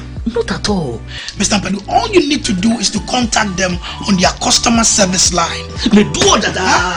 I recommend Rosic Consult Limited, a debt recovery company to financial institutions, businessmen and businesswomen, other companies, and also individuals. Rosic Consult has 98.4% debt recovery rate. We have professional debt recovery managers. You are assured of swift debt recovery. No recovery, no commission. For Rosic Consult Limited, no more write-offs. And we pre-finance the recovery ourselves. Betway is your gateway to a theme park full of gaming excitement. A whirlpool of wonder where your favorite games come to life. Where you can take to the skies with max payouts that reach into the millions. All in the palm of your hand. Visit betway.com.gh. Terms and conditions apply. Betway is regulated by the Gaming Commission of Ghana. No under 18. Bet responsibly. Betway. Bet your way. Enjoy the fruits of your labor, they say. But as humans, aging and physical infirmity stands our way of enjoying our mansions and homes. It often becomes challenging, if not impossible, to use our stairways day in, day out. With portable American pneumatic vacuum elevators, PVs, you are assured of unlimited enjoyment of your mansions and homes. It's a self-supported elevator for vertical movement of humans and goods at homes and offices. The original comes in 3 custom-made models with wheelchair accessibility. Call it luxury, but it's a necessary imperative for vertical mobility. Do not let aging or infirmity limit you. Get one for your easy vertical mobility at home. It's affordable and can be installed in just 3 days without modification to your existing building. It's however easier to incorporate it at the construction stage. We also have traditional Fuji elevators and escalators for your high-rise buildings and malls. Visit Lifts and Elevators Company Limited at Sakumono for your elevators nationwide. For free consultation to call or WhatsApp us on 0200-535-515. Lifts and Elevators, the elevator people. Everybody knows Acrobato. And if you know Acrobato, it means you know Endpoint Homeopathic Clinic. Endpoint Homeopathic Clinic is my pillar. Let's hear what others are saying about Endpoint Homeopathic Clinic. Who will be careful Endpoint one? Chese na me ankasa me period no se problem suwum ntina ma wo ho idea ma me papa chese na nya asem ketewa na me coin point no mo hwe me modem no mo hwe bibia na so mo medu me fae no ene ma won kra me enu foforo kwa na me coin mu a eba and everything yourself me ma me no wadwodwo eda ho a wontumi nante ene ne ko endpoint o mama nuru a ene ne ho idea watimi asori anante. That's Endpoint for you. Hello. Hey, oshisho what che? Okay. A free bra with the Endpoint what dance. I'm a choir no. Me Johnson sema na enkoyie emfaso na maye manyina na magina sabema na me be fear for there e ho de nyina jaresa. You heard everything. I have secret. Endpoint is my secret. Endpoint Homeopathic Clinic. I'm free. Hey, give it to me. Hey, man. Go.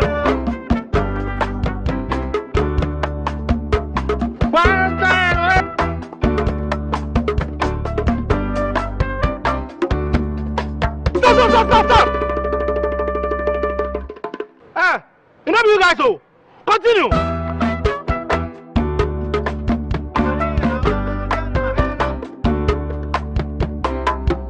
Prepare yourself to unleash even more moolah by staking from 1 Ghana cedi to 350 Ghana cedis. And you could win 26 times your stake on the exciting new Pick 1 game from Game Park. Play by dialing *946# on all networks via our website or download the Game Park app on www.gameparkgames.com. Choose your Pick 1 number from 1 to 36. Place your stake and watch our live draws on Adum TV at 9 a.m., 12 p.m. and 6 p.m. daily. Hey, live life like me with Game Park. Game Park, more moolah, more power. This game is regulated by the National Lottery Authority, not for persons under 18. Play responsibly. My son, there's more blessing in giving than receiving. When you fear for you and Kobo the makers in The pneumatological aberration of the Lord revealed unto me this night that me and my household should go out into the world and bless the world. Makers Electronics Company Limited. Up to 67% discount. Our selected appliances. This is what I call quintessential immaculatability. The Makers Electronics Company Limited. Taifa Burkina Highway. Amasama Zongo Junction. Edike Pharmacy Dining. Oyer Fateman Boga Junction. Ashaman Valco Flat. Kumasi. Ahinema Kokobin. Asafu Bwachi Hospital Junction. Number 9 Market. Tell mom and dad about the Makers Blessing Attack program. From 0552 222 253 and 0552 222 254. Terms and conditions apply. Inside Black Star Press Limited, grow inside the invective minds, evolving concepts, and the creative trends. The printing press you need now. Witness the beauty, diversity, and natural wonder with our works. Inside Black Star Press Limited, in association with Lionhead Group of Companies. Call us now on 0200-880-000 for all your print works. Black Star Press Limited, a worldwide reputation for quality printing. Anti-cavity, gum protection, brighter teeth, and fresh breath. I'm a fair missy way. Repacho Bantama. Machasi.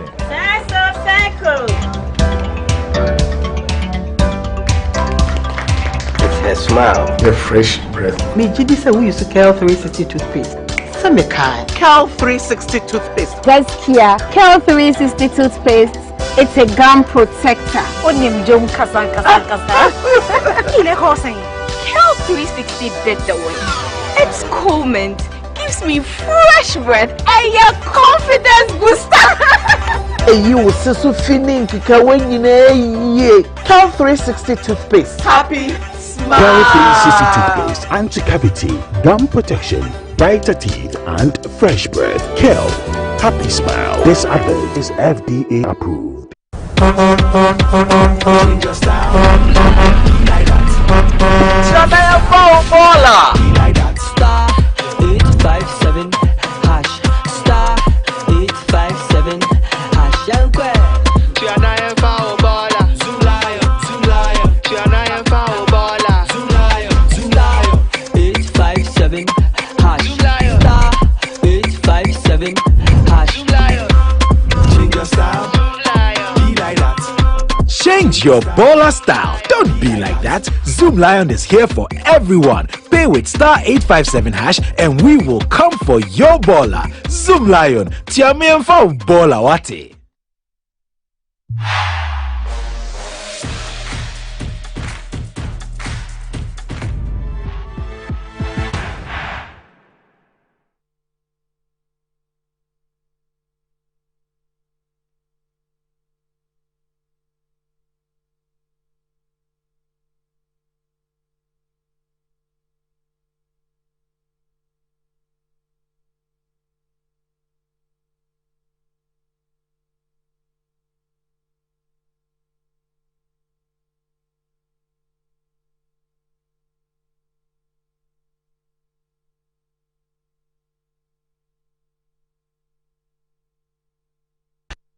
To give legal backing to the process of fiscal consolidation, the government is likely to be required by the IMF to pass a fiscal responsibility law.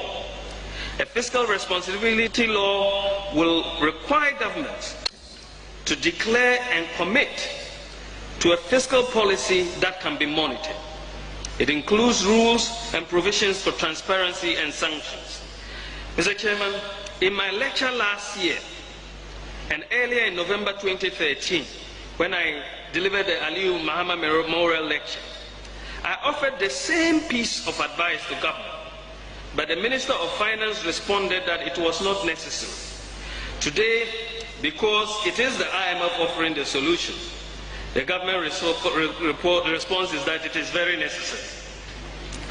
Mr. Chairman, To prevent the runaway printing of money by the central bank to finance the large deficits of government, the IMF is requiring that Bank of Ghana reduces its lending to government to zero by 2016. Zero. This means that in 2016, Bank of Ghana would not be allowed to lend even a peso to the government. We don't have to borrow money from anywhere. Just toll the various sections of the road and we'll raise the money to do the roads in Ghana. Welcome back to the show. If you just joined us, this is Good Morning Ghana live on Metro TV. Still with me on the show. I have Kofi Tonto and Sammy Jemfi, and we'll be continuing with our discussion on the economic issues, and then we'll wrap up actually on that, and then we'll move on to some other issues. But are you tired of compromising on the quality of your furniture? Look no further. With Gracefield Ventures, you guarantee top-notch products that are not only beautiful but also built to last. With over a decade of experience, Gracefield Ventures is being the ultimate destination for office and home furniture, creating living and working spaces that exude charm and sophistication. From luxurious sofas that cradle you in comfort to sleek swivel chairs that elevate your productivity, we have it all. Go on, visit our Plus showroom at the heart of Kisiam and Accra from Monday to Saturday. And you can reach Gracefield Ventures on 0501 672 776 or 0501 672 777. Gracefield, bringing world-class furniture and exceptional service right to your doorstep. And what does wealth mean to you? Do you want to live like a tycoon? Remember who's got the mullah, has got the power. Ghana's newest lottery game draws live on Adum TV at 9 a.m., 12 noon, and 6 p.m. daily. Now pick up your phones, tablets, and computers and download the Game Park Games app on Play Store. You can also play on our website at www.gameparkgames.com or by dialing *946# on all networks. Just choose 4 numbers from 0 to 9. It's easy to play and easy to win. Charlie, make we play this game and make some mullah. Nobody beats our odds in Ghana. Game Park Games, more mullah, more power. And this game is regulated by the National Lottery Authority and is not for persons under the age of 18. Play responsibly. And charcoal has essential medicinal properties that help remove toxins from our bodies. Charcoal as in BDA. How's it called? BDA. Okay. The natural absorptive property of charcoal helps to remove the bacteria that produces bad breath in the mouth, hence giving you a fresh breath. Kel Charcoal toothpaste has been formulated and produced under strict hygienic conditions with all the necessary production protocols and has been approved by the Food and Drugs Authority.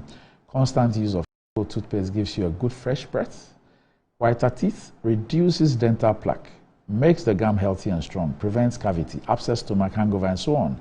Kel Charcoal toothpaste is recommended for adults and children from 6 years and above. Kel Charcoal toothpaste for white teeth and fresh breath all day long. This is another quality product from Samara Company Limited. Kel Charcoal toothpaste, happy smile. And just to tell you that Ayesoko, Betway's cash out just got way better. Enhanced early partial and auto cash out feature lets you cash your bets out early. Cash out a portion of your ongoing bets or even set your bets to cash out automatically. All this to give you way more control over every thrilling bet you place. Sign up today at betway.com.gh. Terms and conditions apply and is regulated by the Gaming Commission of Ghana, not for persons under the age of 18. Betway, get way more. And let's talk about our health a bit. You know, when it comes to our health, God is the healer, but He does the healing through men. And one way to cure ailments is through alternative medicine, and that's where Amen Alternative Medical Hospital comes in. It's one of the best alternative medicine hospitals in Ghana. So for all your health consultations, counseling, physiotherapy, and homeopathic medicine, Amen Alternative Medical Hospital has the best for you.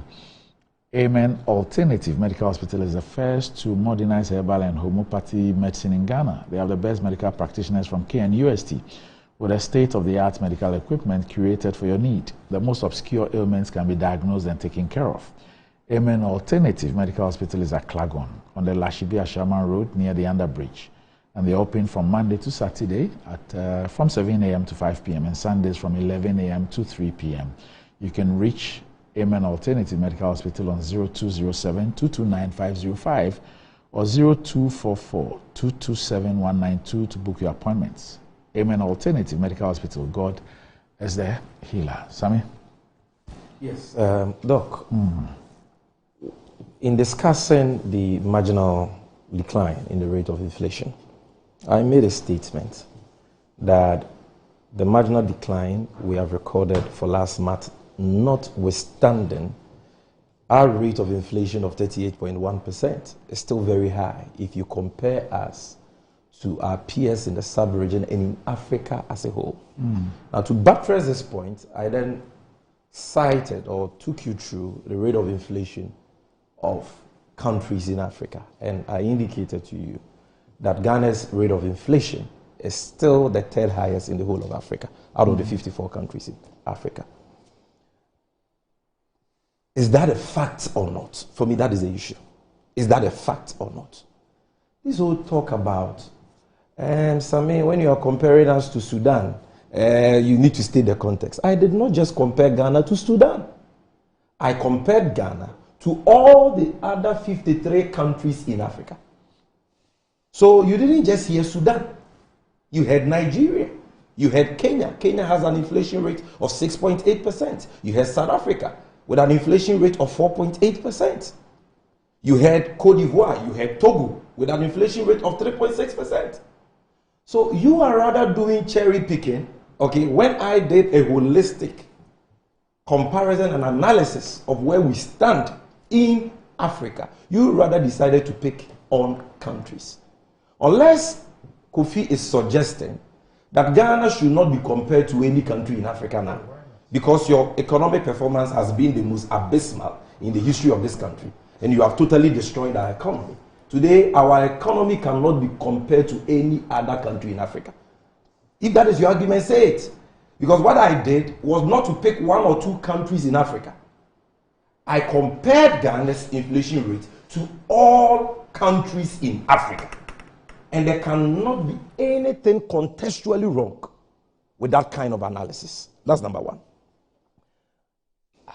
In any case, this whole talk about context is the most hypocritical thing, I've heard from the MPP. The most inconsistent thing.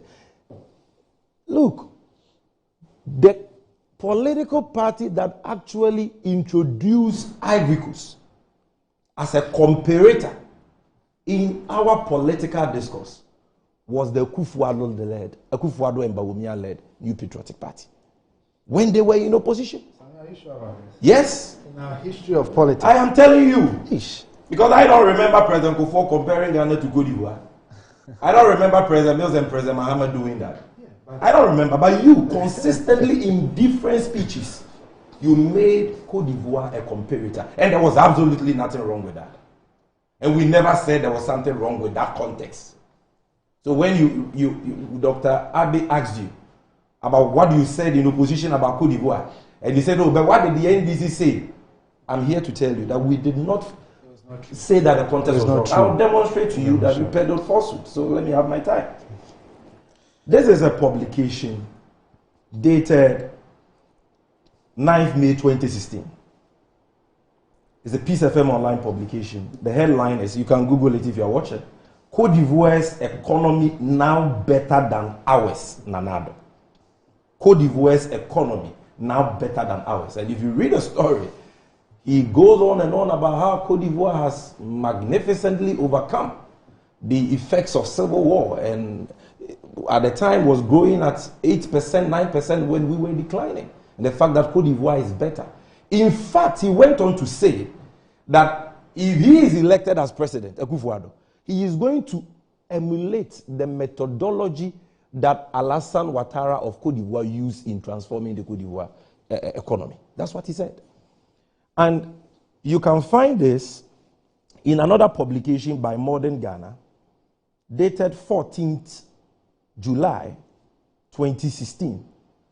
Nanado made a sensible comparison between Ghana and Ivory Coast. A sensible comparison between Ghana and Ivory Coast. You know who said this? Jinapor replies. Samuel Abu Jinapor, then spokesperson for President Akufo-Addo. So he went on to say that The MPP flag bearer during the campaign tour was purported to have highlighted and praised the developmental strides being made by neighboring country Cote d'Ivoire. According to him, Cote d'Ivoire has magnificently overcome the effects of its 2011 civil conflict and become an economic ball of fire in Africa due to good leadership, a methodology he promised to emulate if elected president come November 7. So the price subsidies you're talking about, why haven't you emulated that one? Why? When you were busy comparing us and saying that Cote d'Ivoire was far better than us, the context was correct. When you were saying that the comparison was sensible, you were right. But today we cannot compare Cote d'Ivoire to Ghana again. Now, to settle this matter, I want viewers to know how deceitful Kofi Tonto and his likes in the MPP are. Do you know that even under this current government, not when they were in opposition, Dr. Bawumia, on the 7th of April 2022, only last year, at the National TESCON conference, when he delivered a speech on the state of Ghana's economy, compared Ghana to Ivory Coast on the very issue we are discussing here, inflation. You see your life? What life? You see your life? So we should not compare Ghana's inflation. You want me to please, when you were talking, I was quiet. We should not compare Ghana's inflation to Cote d'Ivoire, but Bawumia can. In 2022, Bawumia did it. Let me read it to you. You see, you think that we don't read or we have short memories. Oh, Mahama said that. I didn't Page say 13 of his speech, Bawumia's speech, delivered on 7th April 2022. If you check the table there, table 3, inflation in selected countries 2019 and 2022. You check the country, USA, UK, Nigeria, Cote d'Ivoire, and Ghana. And he goes on to explain the table. He says, indeed, the table 3 shows that in the UK and US, for example, inflation is accelerating at 3 to 4 times its rate in 2019 before COVID. In Cote d'Ivoire, inflation is accelerating at 5 times its rate before COVID-19. In Nigeria and Ghana, inflation is accelerating at 1.3 to 2 times its rate before COVID-19. The path of inflation in Ghana has been similar to those of other countries following the COVID pandemic. He goes on and on. And in fact, in this speech, it is not only inflation. Whether it's our reserves, our CD depreciation, he compared us to Cote d'Ivoire in this speech more than 5 times. There are many tables on that. I've only cited the inflation comparison because that is what we are discussing here. So this will talk about Cote d'Ivoire subsidized prices. Ghana, we've never subsidized anything in Ghana. So we should not compare Ghana to Cote d'Ivoire again. It's a cock and bull story. It's a self-serving analysis. Very hypocritical. It smacks of double standards. It smacks of deceitfulness and inconsistency. And you guys should spare us that. And did I hear him saying that they are transforming the economy? Did you really say that? Why you have a different dictionary? It was a response to something I said. You said they have transformed the economy. He said they are transforming. That they said. And he said they are transforming. Yeah. Yes. President continues. Do they have a different dictionary from the dictionaries we use? Transforming. Or by transforming you mean distraction? Because you are not transforming the economy. What you have done is that you have destroyed the Ghanaian economy. No, Sammy. Okay, you are There is not even one economic index today which is better than it was in 2016 when you were making all the noise in opposition and calling President Mahama incompetent. We bequeath to you an economy that was rated not by Ghanaian politicians, by sovereign credit rating agencies like Fitch, Moody's, Standard & Poor's, and so on, by negative B, means stable with a negative outlook. That was Ghana's credit rating in 2016. Today, what is our rating? That is the verdict of the sovereign credit rating agencies, who are not NBC or MPP. They've marked you. They've given you your terminal report. Your John Mahama's terminal report was B-. Your terminal report is beyond D. John Baller status. What fail? What fail you are? That's where you are. The economy we bequeath to you had a sustainable debt position with debt to GDP of 56%. We could service our debt. In other words, people who lend to governments, be it Ghanaians, pensioners, they were getting their coupon payments on time under us. For the first time in the last four decades, You have defaulted on our debt obligations, both domestic and external. So that for the first time in the history of this country, we saw poor pensioners, including the former Chief Justice. Pensioners who holding stakes, sitting in the sun, protesting. That is how low this country has sunk under your watch. The watch of your so-called economic whiskey, who today is nowhere to be found. I'm talking about Bawumia. Today, the rate of inflation, which was 15% when we were leaving office, which you criticized us for. You said Ghanaians were suffering. You said prices will come down under you. People cannot buy kenke. That rate of inflation today is 38.1%. How is that transforming? Or you don't understand the word transforming? You don't understand the word transforming? Can I come in? That today our debt position is no longer sustainable. The economy we gave you had access to the international credit market. Today you can't go there. The same places that Ghana under Kufuor in 2007, under Mills, under Mahama could go for Eurobonds. You can't go there because they don't have any confidence in you. That is the. You see, it's not about what Kofi Tonto says. It's about the verdict of these neutral arbiters, these investors, our creditors. Look at the lending rate now. When you're in opposition, you were complaining about lending rates being too high. At the time, averagely 25-26%. Today, lending rate 35 to 38%. You are not ashamed of yourself. You can come and sit on television and say, we are transforming the economy. Maybe by transforming the economy, you mean you are destroying the economy. Look at what you said about the currency. Oh, if the fundamentals of your economy are weak, the exchange rate will expose you. The fundamentals of John Mohammed's economy were weak. We will come and build strong economic fundamentals. We'll transform the economy within 18 months. Today, where are we? You need almost 12 Ghana cedis to get a dollar in Ghana today. Never in the history of this country have we seen the alarming depreciation of the cedi we saw last year. And it's all as a result of your reckless spending and excessive borrowing, which has plunged the country into an unsustainable debt crisis and completely destroyed investor confidence in our economy. That is the cause. Look at the rate of unemployment today. Transforming the economy. When according to the Ghana Statistical Service, the rate of unemployment in 2016 was 8.4%. But today, it is almost 14%. How is that transforming the economy?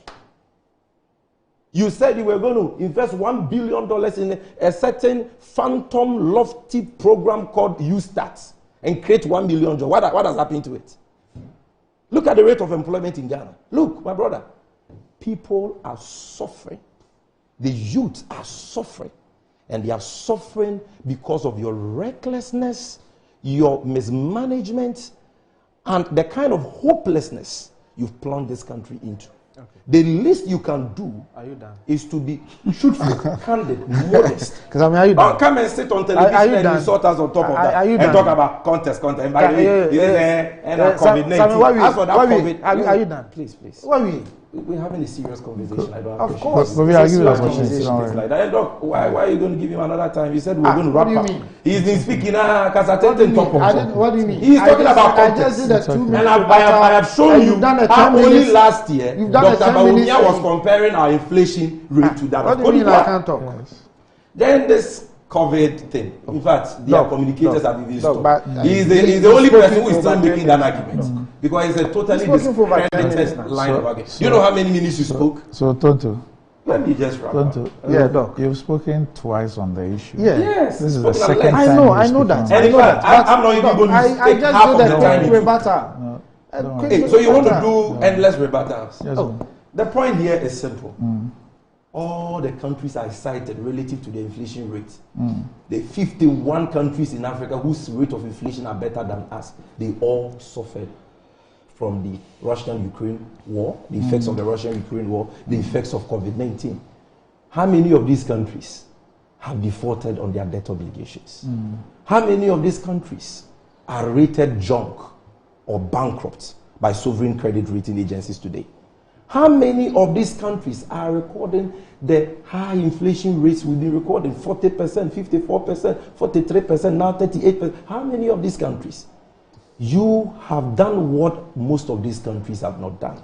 And that is, you decided to recklessly borrow and recklessly spend those borrowed funds. On top of that, you recklessly decided to print money in excess of 70 billion new Ghana cedis, which you have wasted on corruption. Ghanaians cannot see what you have used the money for. Right. That is why 850,000 Ghanaians last year alone have been pushed into poverty. To say that we are transforming the economy in the face of all these facts is a mark of insensitivity and dishonesty, and you guys should desist from it. So, Kofi, very quickly. We'll do that. Yes. Kofi, do you know Atuku Amna in Worcester? Yeah, yeah. Okay, is your friend? Oh yes. Okay. Oh yes. He says he's giving you a title. Okay. Mr. Details. What about Mr. Context? Yes. In 2 minutes, so we can move on. Very quickly. Yes. You see, selective amnesia. Okay. That is what you just exhibited here. Because frankly, Randy, what was the issue you were referencing? You were talking about what we came to meet and what we said we were going to do. And you said that we have argued that we have transformed the economy. And I said no. We said we were on the path of, we were transforming. The argument we were making, contest again, was pre-COVID. Was it not the case? We were making an argument pre-COVID. Was it not the case, Randy? So you take an issue relating to pre-COVID, and because you have already written your notes and what you want to say, you transmogrify the whole thing into your agenda and start talking all kinds of stuff. Because I wasn't saying that we are transforming the economy now. It wasn't about now. Okay. Because we had already spoken about now, and I said we are on recovery. Then you go and take an argument pre-COVID and use it to make your argument. Quite bogus. Now, Sammy, let me tell you, I have never said you shouldn't compare Cote d'Ivoire or any other country. I've never said that. I never said that. Again, selective amnesia. I said that provide the context. Because, Randy, for example, if you cite South Sudan with a negative inflation, Sammy, is actually not good economically. So if you are going to cite negative inflation to compare to Ghana, it's a warped analysis. Negative inflation usually happens when it's a war-torn place, there's supply, but people don't even have jobs or money to even purchase the items. It is not something you compare to a positive inflation. You don't do that. So it's a bogus analysis, and that's why I was drawing your attention to that fact, that if you are going to provide analysis, do so properly. I never said you can't compare. Now you talk about, you didn't say anything when we were talking about Cote d'Ivoire. Let me read to you what Felix Kwame Ofosu said. So if anybody lied, you sat here and lied, not me. Look, how many minutes are we doing? What do you... Just 2 minutes. Oh, okay. Look, I'll finish and we'll move on. Now, this is what Felix said. So if a man looking to be president displays such limited vision, it is even inappropriate for us to be having a discussion on such blanket, baseless comparison, because what it does is to create the impression that we are a homogeneous country. See the point? The word homogeneous. What he was referencing is that no country is the same. It's not homogeneous country, and that all conditions in Ghana are the same as the conditions in Cote d'Ivoire. Felix Kwame Ofosu said this. Okay. In counter to what Akufo-Addo said. But you sat here and said you didn't say anything when Akufo-Addo was making comparisons. But I'll end it here because I know you want us to go on a different topic. Right. But I'll end it here. But if you come in, I'll come in again. No, if he comes in, that will be his third. So this is my time. Doc, you see how mischievous they are. Why? The story he read, he didn't read what Felix actually said. What did he say? Let me quote Felix Ofosu. I just read what Felix said. You had your time. I didn't interject. Sammy, let's hear you. Quote, Mr. Kwame Ofosu further stated, quote, the NPP has a penchant for dabbling in sophistry. If you are, that is, if you are uninitiated, you will believe has merit. But if you delve deeper, you will find out it lacks complete substance. The fact of the matter is that there is not a single human development indicator that Cote d'Ivoire is doing better than Ghana. If you look at electricity, for instance, just 30% of Ivorians have access to electricity. 80.5% of Ghanaians have access to electricity. If you look at water, for instance, then he gave you water. So we, embraced that comparison and no, that you debate didn't. head on. No, you didn't. And we said, no, you didn't, Sammy Jeff. You didn't. I just read to you. Why are you? Listen. This is not how we debate on Good Morning Ghana. You're going to be quiet for me to talk. No, Sammy, you don't order instructions to me. No, you don't order instructions to me. This is my time. I can give you. This is my time. I have told you in a very nice way. Don't heckle me when I'm speaking. That's fine, but don't order instructions, Sammy. I'm just telling you. Let me have my time. Nobody is instructing you. The point I'm making, I just read what he said. That there is, if you delve deeper, you find out a complete substance. The fact of the matter is that there is not a single human development indicator that Cote d'Ivoire is doing better than Ghana. And he provides to give you all the indices. Now he constantly refers to growth rate. There is no single growth rate that Cote d'Ivoire has achieved, that Ghana has not achieved before. So he goes on to tell you that in fact, in terms of the growth rates, that President Akufo-Addo was saying Cote d'Ivoire was doing better than us because they were doing 8%, 9%, and for just 1 year we had seen a decline. Felix goes on to say that we had actually, he said not too long ago, we recorded a growth rate of 14.4%. At the time, he made us the country with the highest growth rate behind Qatar. We have grown at 8.8% before. We've grown at 7% before. We've grown at 6% before. So he didn't say that the context was wrong. He was saying that the Akufo-Addo was not being factual, and that if you want to do the right comparison, we were in a far better position than Cote d'Ivoire. That is what he did. Unlike you, who is saying that, oh, we should not compare inflation rates in Ghana today to that of Cote d'Ivoire, because Cote d'Ivoire has a price control system and all. When Bawumia only last year, April, compared our inflation to Cote d'Ivoire, how dishonest can you be? Right, then, please, this whole talk, last point, about the statement he made about they transforming the economy was in reference to pre-COVID era. It's a shifting cultivation position. That is not what he said. But even if that is what he said, he's still wrong. Because pre-COVID, you were not transforming Ghana.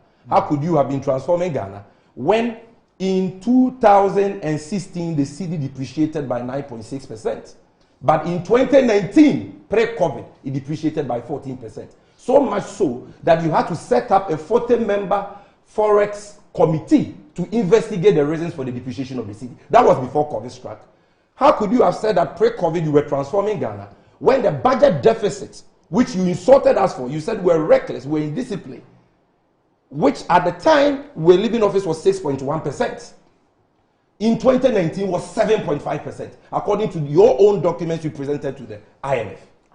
How can you say you were transforming the economy when the debt to GDP ratio, which is the measure of the sustainability of our debt position, had increased from 56% in 2016 to 62% in 2019, minus the below-the-line items? Even if you added the below-the-line items, you were doing close to 70%, and the IMF and the World Bank have started warning you. Please, you have never transformed this economy. You came just to destroy this economy, and that is what we have now. So stop hiding behind pre-COVID, post-COVID. The pre-COVID figures are nothing better, nothing to write home about. So with all our problems, one of the things that we're still grappling with has to do with the effects of illegal mining, popularly known as Galamsey. And President Akufo-Addo, one of the key things he did when he came into office was to declare war. These are my words on Galamsey, and he set up a task force. Now, fast forward, this group was actually chaired by the Ministerial Committee on Illegal Mining. It was chaired by Professor Frimpong Boateng, who was the Minister of Environment, Science and Technology.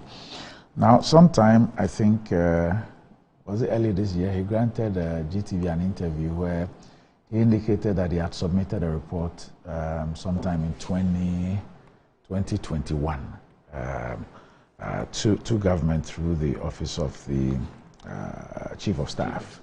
Okay. So that's how come we got to know there was something like that. Government issued a statement. He asked the police to investigate the issue. We also know that around the same time, the OSP also issued a statement to indicate that it was also looking into those activities. And in its June report, the OSP lists that as some of the ongoing investigations. But we've seen a report from the Office of the Attorney General, which essentially says that Professor Frimpong Boateng has not cooperated with the police. He has not provided any evidence to back the things in his statement, and that when the police ask for a statement, he says that the statement will be different from what is contained in his report. As a result of that, the Office of Attorney General and Ministry of Justice says that the docket it received from the police does not have anything that substantiates the allegations, and therefore it will not be able to prosecute those officials on the issue. However, it made an exception to some 3 persons, Ekwewusi, Ano Oforiatta, and Setmati, John Oforiatta. Yes, those 3, and said that the police should do some more work on that. Sammy, let me start with you. Look, we are living in a very sick country. Why? The extent to which functionaries of this government go just to cover up corruption is sickening. Why? And I'm very pained by this so-called advice from the Office of the Attorney General. Because you see, I'm very passionate about issues of illegal mining. As I've always told you, I've seen firsthand the negative impact of that menace, the illicit galamsey trade, on human lives in this country. If you go to the mining areas, western region, eastern region, and you look at the level of degradation and devastation of our environment as a result of this canker, you weep for Ghana. Today, we have all become endangered species, owing largely to galamsey. And I don't mean this lightly at all. I say so with all the seriousness, because the Ghana Water Company Limited has told us that very soon they will not be able to even get access to water and treat that water for us. But the cost of water treatment has gone up astronomically because of the alarming rate at which our water bodies are being destroyed as a result of galamsey. We are losing our forest cover. The trees that give us oxygen today are being planted by a few greedy government officials who, according to this government's own former chairman of the Interministerial Committee Against Illegal Mining and Ministry of Environment, are engaged in illegal mining. Look, the reason why I say that this advice from the AG is not an advice, but a poor attempt at cover-up is simple. Professor Frimpong Boateng did not have to supply the AG with any evidence. Not the AG, the police. Or the police with any evidence. Why? Because evidence abounds on the claims contained in this report. Against a specific individual? Yes, the actionable claims. You know, some of the things in the report are certain stories he told about the fights he led as chairman of the Interministerial Committee, which are not necessarily actionable. For example, if you say that Kweku Bakon Jr. called you one day to intervene for a company whose mining equipment had been seized, we can go into whether or not that call was made and that is whether or not that is what he said, but that is not an offense for which you can prosecute him. I'm talking about the actionable ones. Like number one, the case of CNG Alaska, now Heritage Imperial Limited. And the fact that Professor Frimpong Boateng says in his report that this company has been engaged in illegal mining and has been destroying the Krobo section of the Pamprama Forest Reserve. And they have done so under the guise of prospecting license. You don't need any evidence, special evidence from Frimpong Boateng to know that this is true. You know why I say so? Anybody watching us, if you love this country, just Google forest under siege. Forest under siege. It is a 30 minutes documentary published by Multimedia. Erasu Sasaridonko, my good friend, actually, led it. And if you watch that documentary, I have the relevant portions on my phone. It shows you incontrovertible video evidence of the fact that in 2018, this company called Heritage Imperial only had a prospecting license. A fact that letters authored by the Ministry of Lands and Natural Resources, letters in the public domain, has confirmed. Yet, when the anti-Galamsey task force and the media went into the Kobro section of the Pamprama Forest Reserve, they saw this company actively mining with over 30 excavators. 30 excavators, when all they were allowed to do was to prospect. You don't use excavators for prospecting. In fact, you can talk to Erastus, you can interview him on this show. About 1,000 hectares of the Kobro section of the Pamprama Forest Reserve had been destroyed at the time the activities of this company, Heritage Imperial, was clamped down by the task force. And they seized more than 30 excavators from the site. And it is an indisputable fact. In fact, they say so categorically that all he had was prospected. And this is a fact that the ministry under Peter Amewu confirmed. Not only under Peter Amewu, even under the NDC, we confirmed that all they had was a prospecting license. They didn't have a mining lease. So why were they mining? And if you watch this documentary, the chief of Krobo, the youth of Krobo are interviewed in this documentary. And they recount how the late Sir John came to them and told them that they wanted to reclaim the destroyed forest as a commission, as a forestry commission. And when they realized Sir John had actually brought this guy and his company with many equipment, and they were actively mining in the forest. And when they even confronted them, the soldiers who were protecting that side actually threatened to deal with them, because according to the soldiers, the forest belongs to government and not the chiefs and people of Krobo. Everything is on tape. And Erastus actually has the unedited tapes of when they went to the site, arrested the people, asked for their licenses, and all those matters. And the soldiers, the fracas that ensued between the soldiers and members of the task force, and so on and so forth. The evidence is there. You haven't, the police has not, they do not state, at least the AG does not state, that in investigating this matter involving donors in CS, CJ Alaska, or Heritage Imperial, they went to Krobo to talk to the chiefs and people. Or they even went to inspect the Krobo section of the Pamprama Forest Reserve.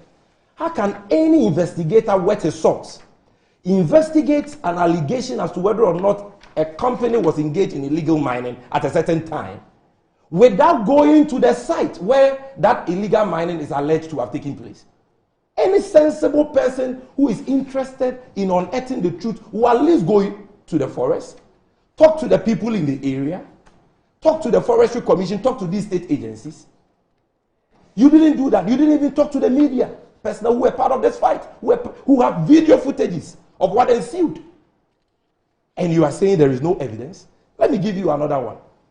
You recall that in Professor Frimpong Boateng's damning report, he asserted that one Professor Albert Joseph Kwan, member of the Minerals Commission, used his position as a member of the Minerals Commission to secure some mining concessions. This is according to Frimpong Boateng's report, which he gave the Chief of Staff.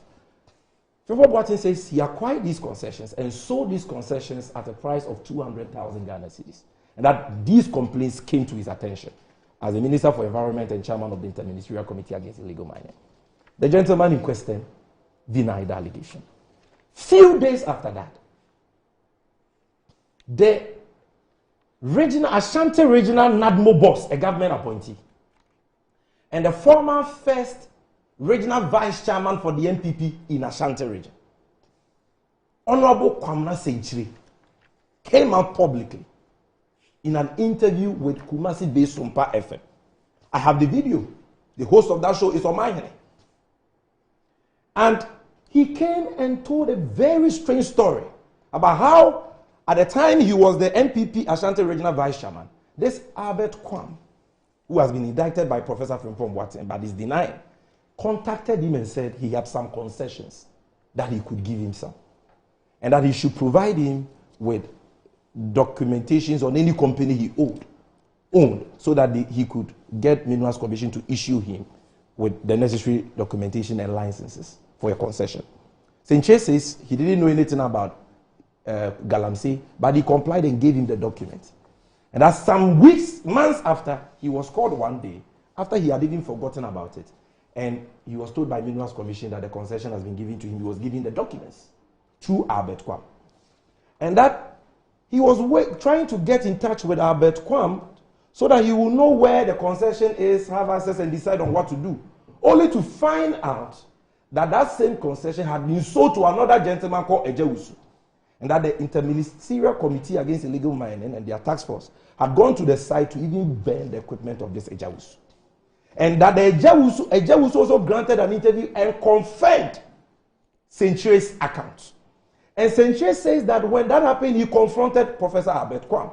And in one of his conversations with him, in front of Ratri Park, Kumasi, he recorded the conversation.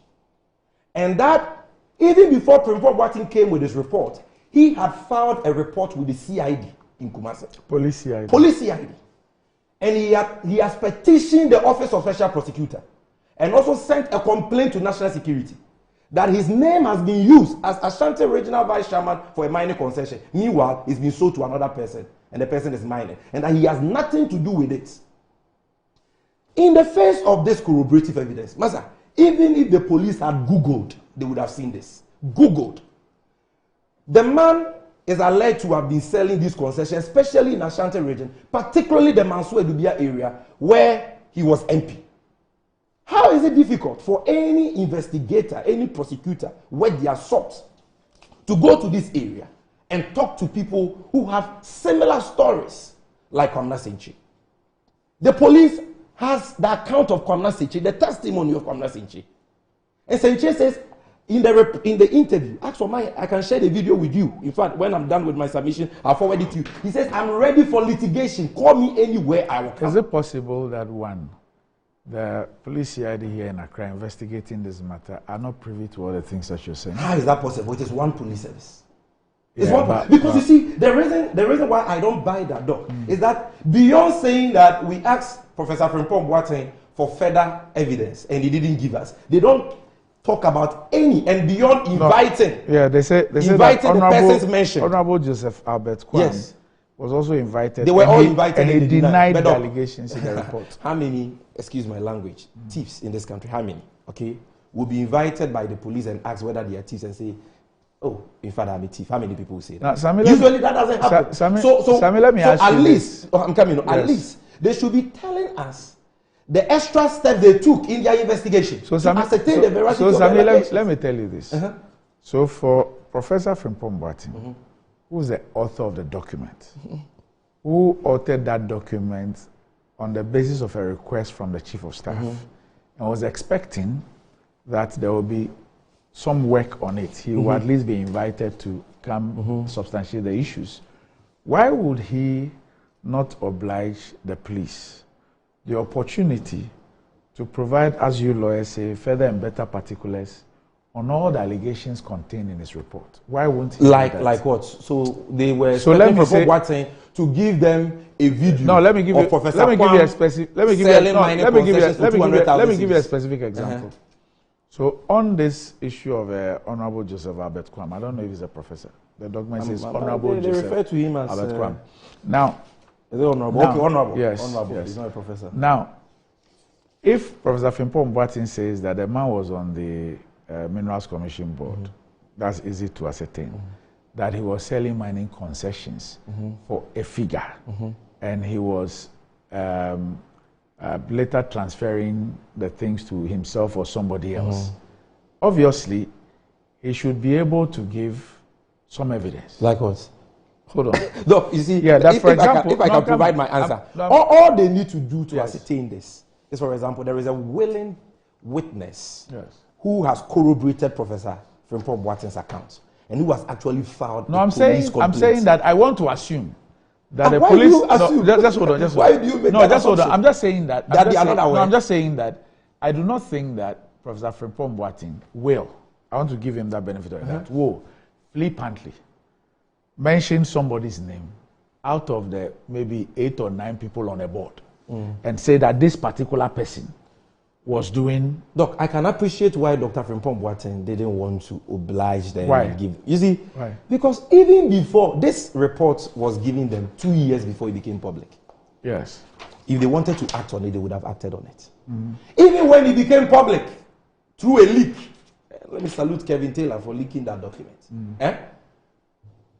They came out, the presidency came out with a statement that the report was a compilation of hearsays. Yes. So having dismissed the report, how can you trust these people that they will conduct any credible investigations into the matter? How? Having described the report as a compilation of hearsays.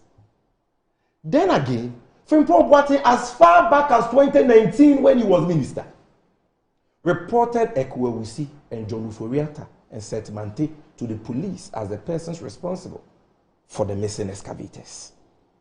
When he was minister, and gave the police all the evidence they needed. In fact, in this report, the AG even concedes that the Professor Frimpong Boateng gave them the bank account, because you know that this Seth Mante was a journalist with Peace FM and the errand boy of the Central Regional Security Coordinator appointed by Akufo-Addo, okay, called John Uforiata. I'm sure by per his surname, maybe he may be related to the Uforiata family. Who knows? Uforiata.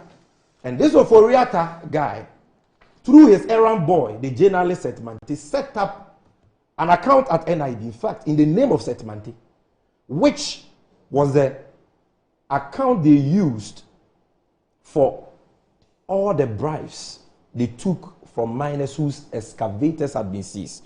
So when Seth Mante was arrested on the back of Frimpong Boateng's criminal complaint to the police sometime in 2019, according to the minister, he gave a statement to the police. And that statement was given in his own hand and signed by him. And in the statement, he indicated these facts: that he was recruited by John Uforiata and Ekwewusi. 50,000 to 55,000 cedis were demanded as bribes from miners whose excavators had been seized. The monies were paid into his personal bank account at NIB. And he withdrew the funds and paid them to John Uforiata and Ekwewusi. And by the way, for those who don't know Ekwewusi, he was the auctioneer for Galamstop and the former MPP, Central Regional Chairman. At the time, he was the MPP Central Regional Chairman.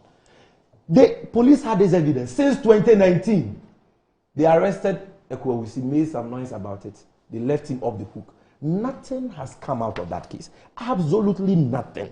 And my checks show that they have abandoned the investigation. It's been more than 3 years, almost 4 years, since a minister of state reported party apparatchiks and other government appointees for selling seized excavators. Not only did he give them the statement of Seth Mante, Doc, which is more or less a confession statement, he gave them the bank statements and deposit slips for that NIB account. Even with these incontrovertible pieces of evidence, they have still failed to crack the whip. They have still failed to take the matter to prosecution. Doc, you think that if me, Sami Gyamfi, I create a bank account and I go to the police, tell the police that, look, this bank account of mine, I use it to collect bribes. Bribes were paid into my bank account and I withdrew the bank account. I withdrew the money from my bank account and gave part to Dr. Randiabi, and that these monies came from galamseyers or small-scale miners whose excavators were seized during the time that the ban on small-scale mining was enforced. You think that I will still be sitting here? You and I will still be sitting here. Okay. So the police are not interested in punishing the culprits, and the reason why they are not interested is because the entire Akufo-Addo Bawumia government, the entire presidency, is neck deep in the canker of Galamsey. That is what Professor Frimpong Boateng has said. And until these people leave office, we are not going to get justice. Godfred Dame is being used as a pawn, a hatchetman to bury evidence, to cover up the truth. He knows that what the police claim to have done is nothing but a shoddy work. If he was interested in unearthing the truth, he will at least tell the police that, look, talk to Galamstop, aside Professor Frimpong Boateng, because he was a chairman of the committee. Most of the people he worked with are there. Talk to the Forestry Commission.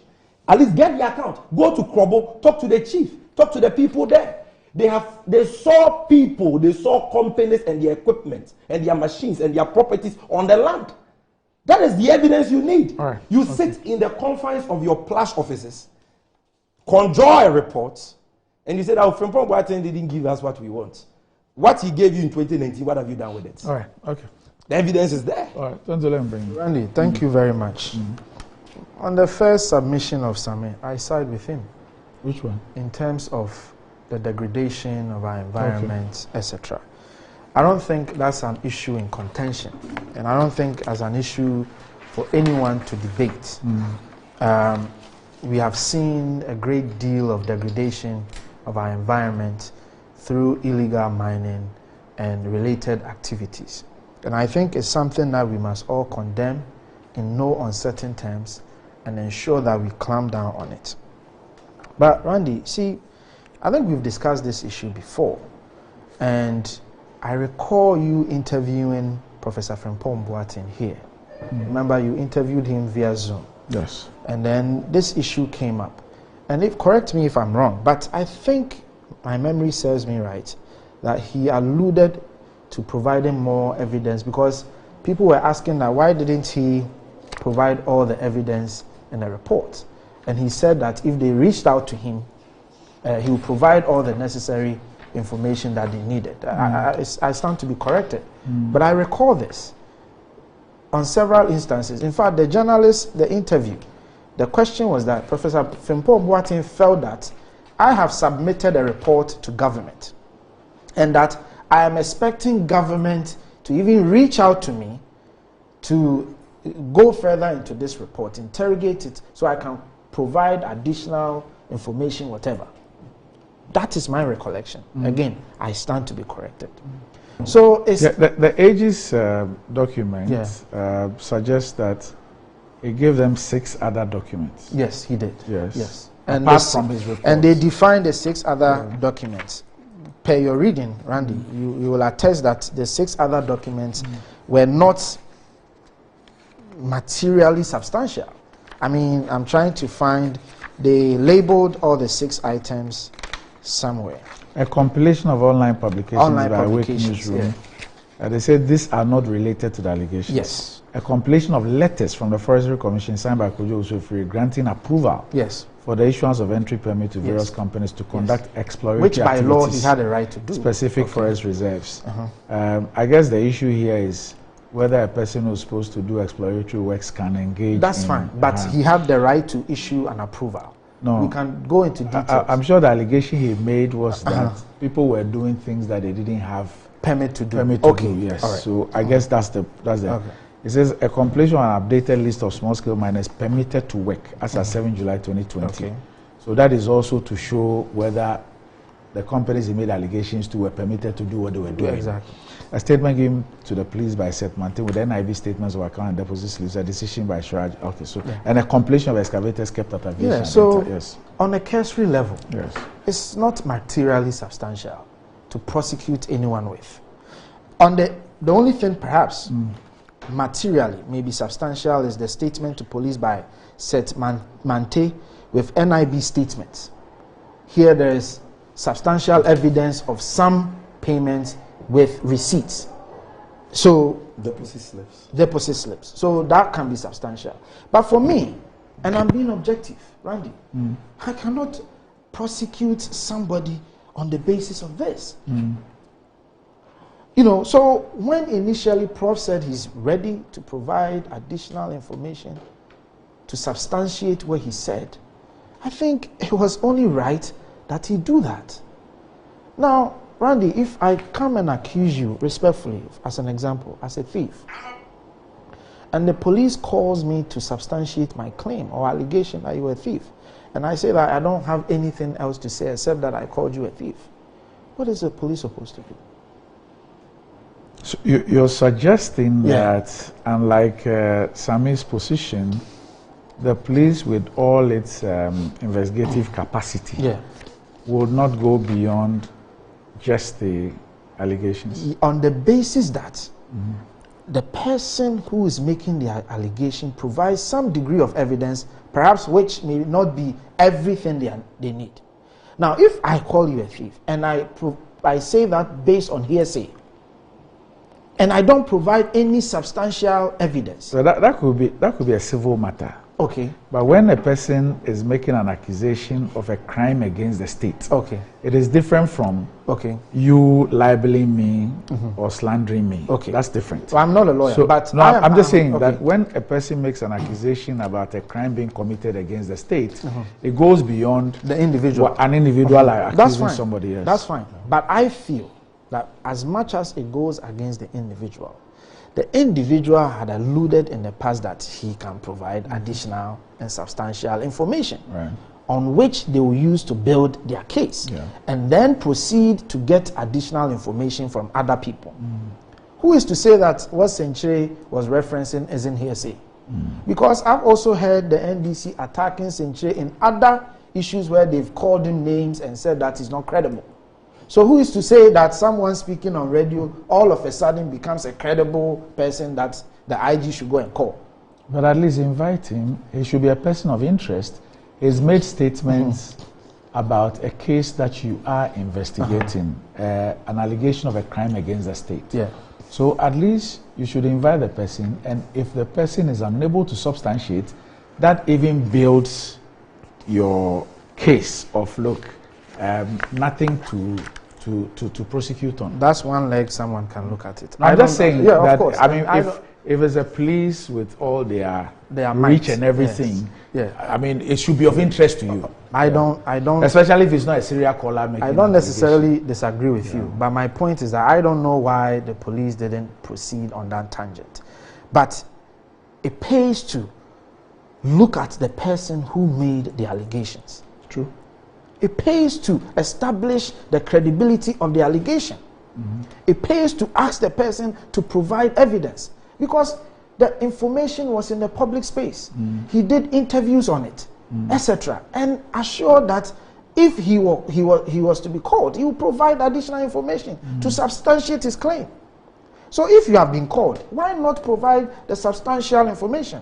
Randy, when we say a ministerial report, it has a standard though. A ministerial report has a standard.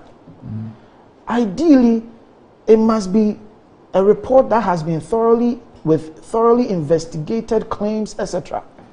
For example, you cite Kojo Oponkroma, and you say that somebody came and told you that Kojo Oponkroma met with some journalists, and at the meeting they plotted to sabotage you.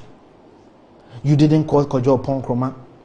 And then you were in cabinet with Kojo Oponkroma, and you said that Kojo Oponkroma brought some issues to cabinet, and that was also aimed at sabotaging you. And you put that in a report. That's hearsay. That's unsubstantiated. You mention people's names. You don't provide substantial information. This is a ministerial report to a president. So, Randy, let's be fair to the facts. If I'm going to accuse Randy of being a bad person to the management of Metro TV or Ignite Media, I better provide the evidence why I'm accusing you. Randy, is that not so? I can't just say I heard that Randy did this and Randy did that and put it in a report and submit it. It's never done anywhere. And you are called to provide substantial information, and your argument is that I've already given you what I have. I don't think it is fair. Look, let's be, in all circumstances, let's be fair to people. You mention people's names, their credibility, their livelihood on the line, people are attacking them, etc. Now, interestingly, Sammy, I'm sure you recall an interview you did some time back. The date was February 6, 2020. Dismiss and arrest Professor Frimpong Boatis, Sammy Jenfi. February 6, 2020. And I'll read to you a portion. Sammy was speaking to Peace FM Kokroko. I am disappointed in Professor Frimpong Boatin. I had respect for him because of his contribution to Ghana as a surgeon, but hearing him on tape, together with Eko Ewusi, the very same Eko Ewusi that you are referencing, I'm so disappointed. Is that how low we have sunk as a country? We have handed over the fight against Galamsey to you, and this is what you do? You are even questioning his work, Sammy. Even you are questioning his work. What's wrong with that? No, the point that I'm making is that Sammy, as a Ghanaian, had a right because he didn't understand something. Yes. So he was questioning for further evidence. So he said, arrest him and prosecute him. Why was he saying that? Because he wanted the facts out. Okay. You wanted the facts out. The minority member on the committee for mining, I forgot his name, also called for criminal charges to be leveled against Professor Frimpong Boateng over the missing excavators, etc. Today, the same person makes allegations, and we are supposed to take it hook, line, and sinker without any questions. I'm not sure that's what Sammy is saying is that the police should have done a better job than what they did, because there is information out there in the public domain, and there's even information with the police CID, which should have been factored into their investigation, which was not done. So he is pointing to a shoddy job. That was one leg of the argument. Yes. The other leg of the argument they have raised even before this report, Randy. No, I'm just dealing with what you said here. That was what we are the other here. leg of the argument they've raised. Even if you listen to Sammy, subtly, emphasizing that a minister, he said it, a minister has done a job. A minister which you have questioned his credibility. You have called for his prosecution. Because Sammy was emphasizing on the fact that Professor Frimpong Boateng was a minister, and the minister has submitted a report emphasizing on his credibility. Is that not so? Yes. Yes. No, I don't get the point. That because he has had issues with him in the past, he cannot ask for in the past action over the same issues where he said he should be prosecuted for criminal issues. Yes. Relating to the same galamsey, relating to the same activities. So it's not questioning him on a side activity and then questioning him now on galamsey. Yes. So I am saying that he is referencing his credibility. I think the Attorney General also has a right to say that you have accused people, provide evidence of what you claim the people have done. All right. Okay. So that we can have materially substantial information to go ahead and prosecute the people. That's all. All right. No, that's just all. 2 minutes. We have to go. No, just 2 minutes.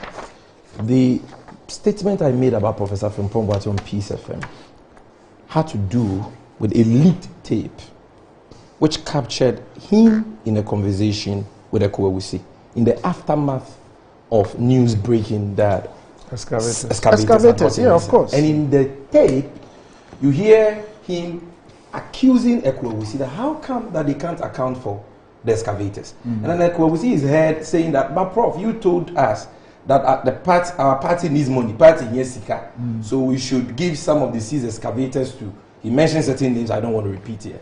And even mentioned the name of the then General Secretary, the Ashanti Regional Chairman, and that is what they did.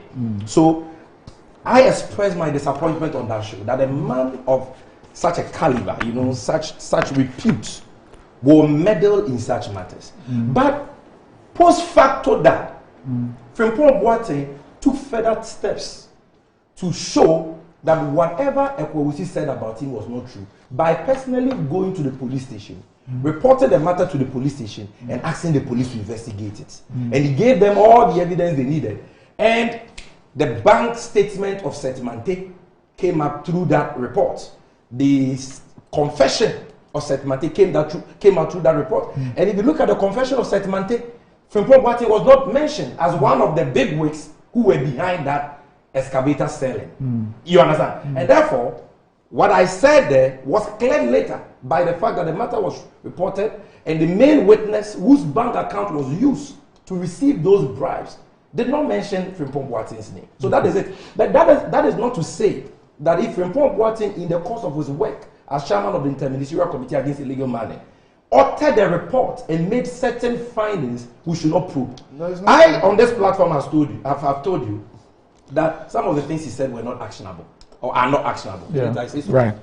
So why are you saying I want to take everything? Look, the Donald Nsuya matter is there, the evidence is there. They spoke with the director of the company. But even though, yes, the police interviewed the director of the company. Is that case not in court? No.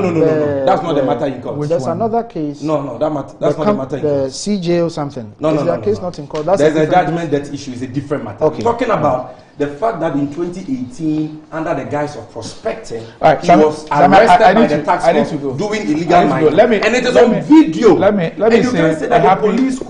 me say a happy birthday to a very, very good friend. A very, very good friend. And gentlemen. You don't do that, I'm saying. Gentlemen, Sammy, please.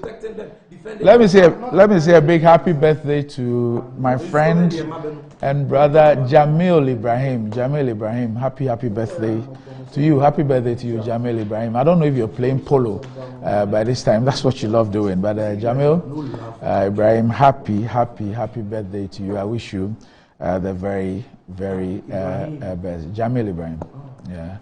I wish you the very, very best. And to my friend and sister Efe Kwashi, our commiserations to you once again on the demise of your brother Richard Kwashi. You'll be laying him to rest tomorrow at the Tema Joint Church. And of course, you would follow it up on Sunday. So tomorrow and Sunday at Tema. So our commiserations to you, Efe Kwashi, on the demise of your brother Richard Kwashi. So that'll be it. Gentlemen, thanks for joining me. As a young man, you should not be actually. When it comes to life and death.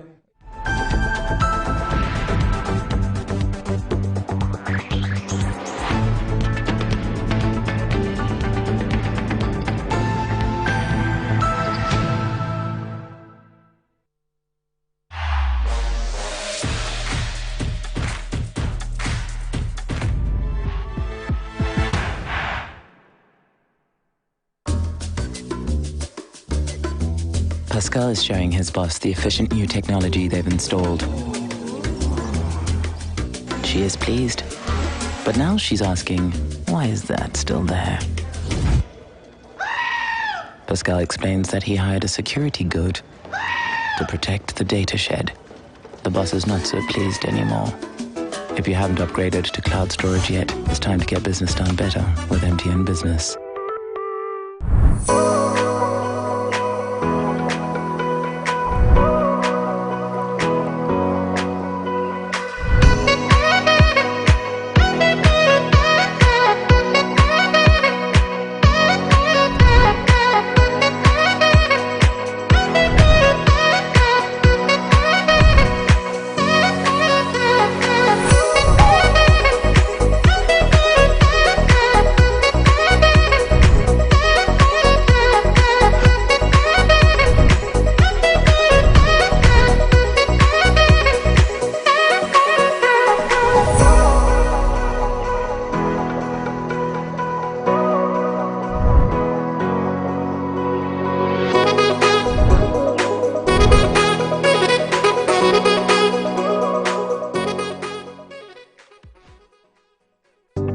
Step into success with Accra Business School. Boost your career with our prestigious MSc degrees from KNUST. Pick from Human Resource Management, Communication and International Relations, Public Affairs. In just 12 months, our MBA can be yours. Dive into our BSc programs in IT Security and Cybercrime, IT Management and Business and Management, endorsed by top universities in Ireland and Wales. We offer flexible entry, payment and learning options. It's time to unlock your potential and take flight. Visit www.abs.edu.gh or dial 0263 888 555. Let Accra Business School elevate your future today. To help meet your business and private printing needs successfully, we have just the right products and services. At Appointed Time Printing Limited, we specialize in digital printing, offset printing, packaging and security printing. Our innovative designs and complete professional touch on our print products such as our printing is a solution. Yamawakwaba the button Nadum Auto Fix and Accessories. Ahadie e bano KSC near Wakadia. Ubenya biwaha. Kabian in the house, any new here. Yansu ye wa huenim the fua, or best son we ye amount. Nadum Auto Fix and Accessories ye dwumedie die. Eye 24/7 o. Ye siesie wo engine, wo brake, battery, yesesa wo tire. Se ba no car wash dia. Ye wo abefun fidie bi ti se steamer ye de horo car engine abra nsuo nko engine nim. Ye san ye detailing me kire se ye betwetwe car no mu ba bia ma o. Ye wi a ya san polish car na ma o kama. Enye we no monko ye san to car batteries, tires, rims, any de keke kan. Manadum Auto Fix and Accessories ema wo car ensi ne dedem na enwu adwuma ma o. Hwehwe ye chira kwan wo dansoma na sorry dan ho a ene KFC bon hwani mu e won kran. Se wo information anansem bi se bia 024-651-9369. Nadum Auto Fix and Accessories. Wo kwan so yonkwo papa.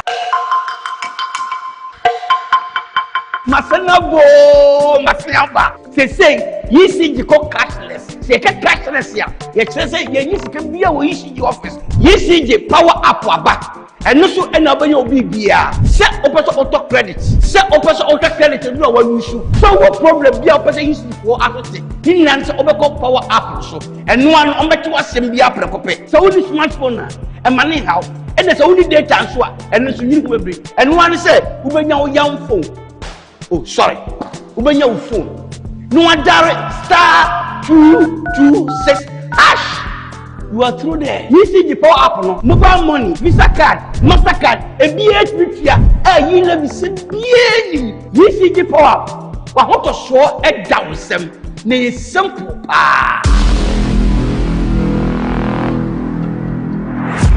My son, there's more blessing in giving than receiving. When you fear for you and cover the makers in The pneumatological abrasion of the Lord revealed unto me this night that me and my household should go out into the world and bless the world. Makers Electronics Company Limited. I'm up to 67% discount. Our selected appliances. This is what I call quintessential immaculatability. The Makers Electronics Company Limited. Ewo Taifa Burkina Highway. Amasa Zongo Junction. Edike Pharmacy Dining. Oyer Fateman Boga Junction. Ashaman Valco Flat. Kumasi. Ahinema Kokobeng. Asafu Buachi Hospital Junction. Takradi. Kuma. Number 9 Market. Tell mom and dad about the Makers Blessing Attack program. From 0552 222 253 and 0552 222 254. Terms and conditions apply. The same got to move.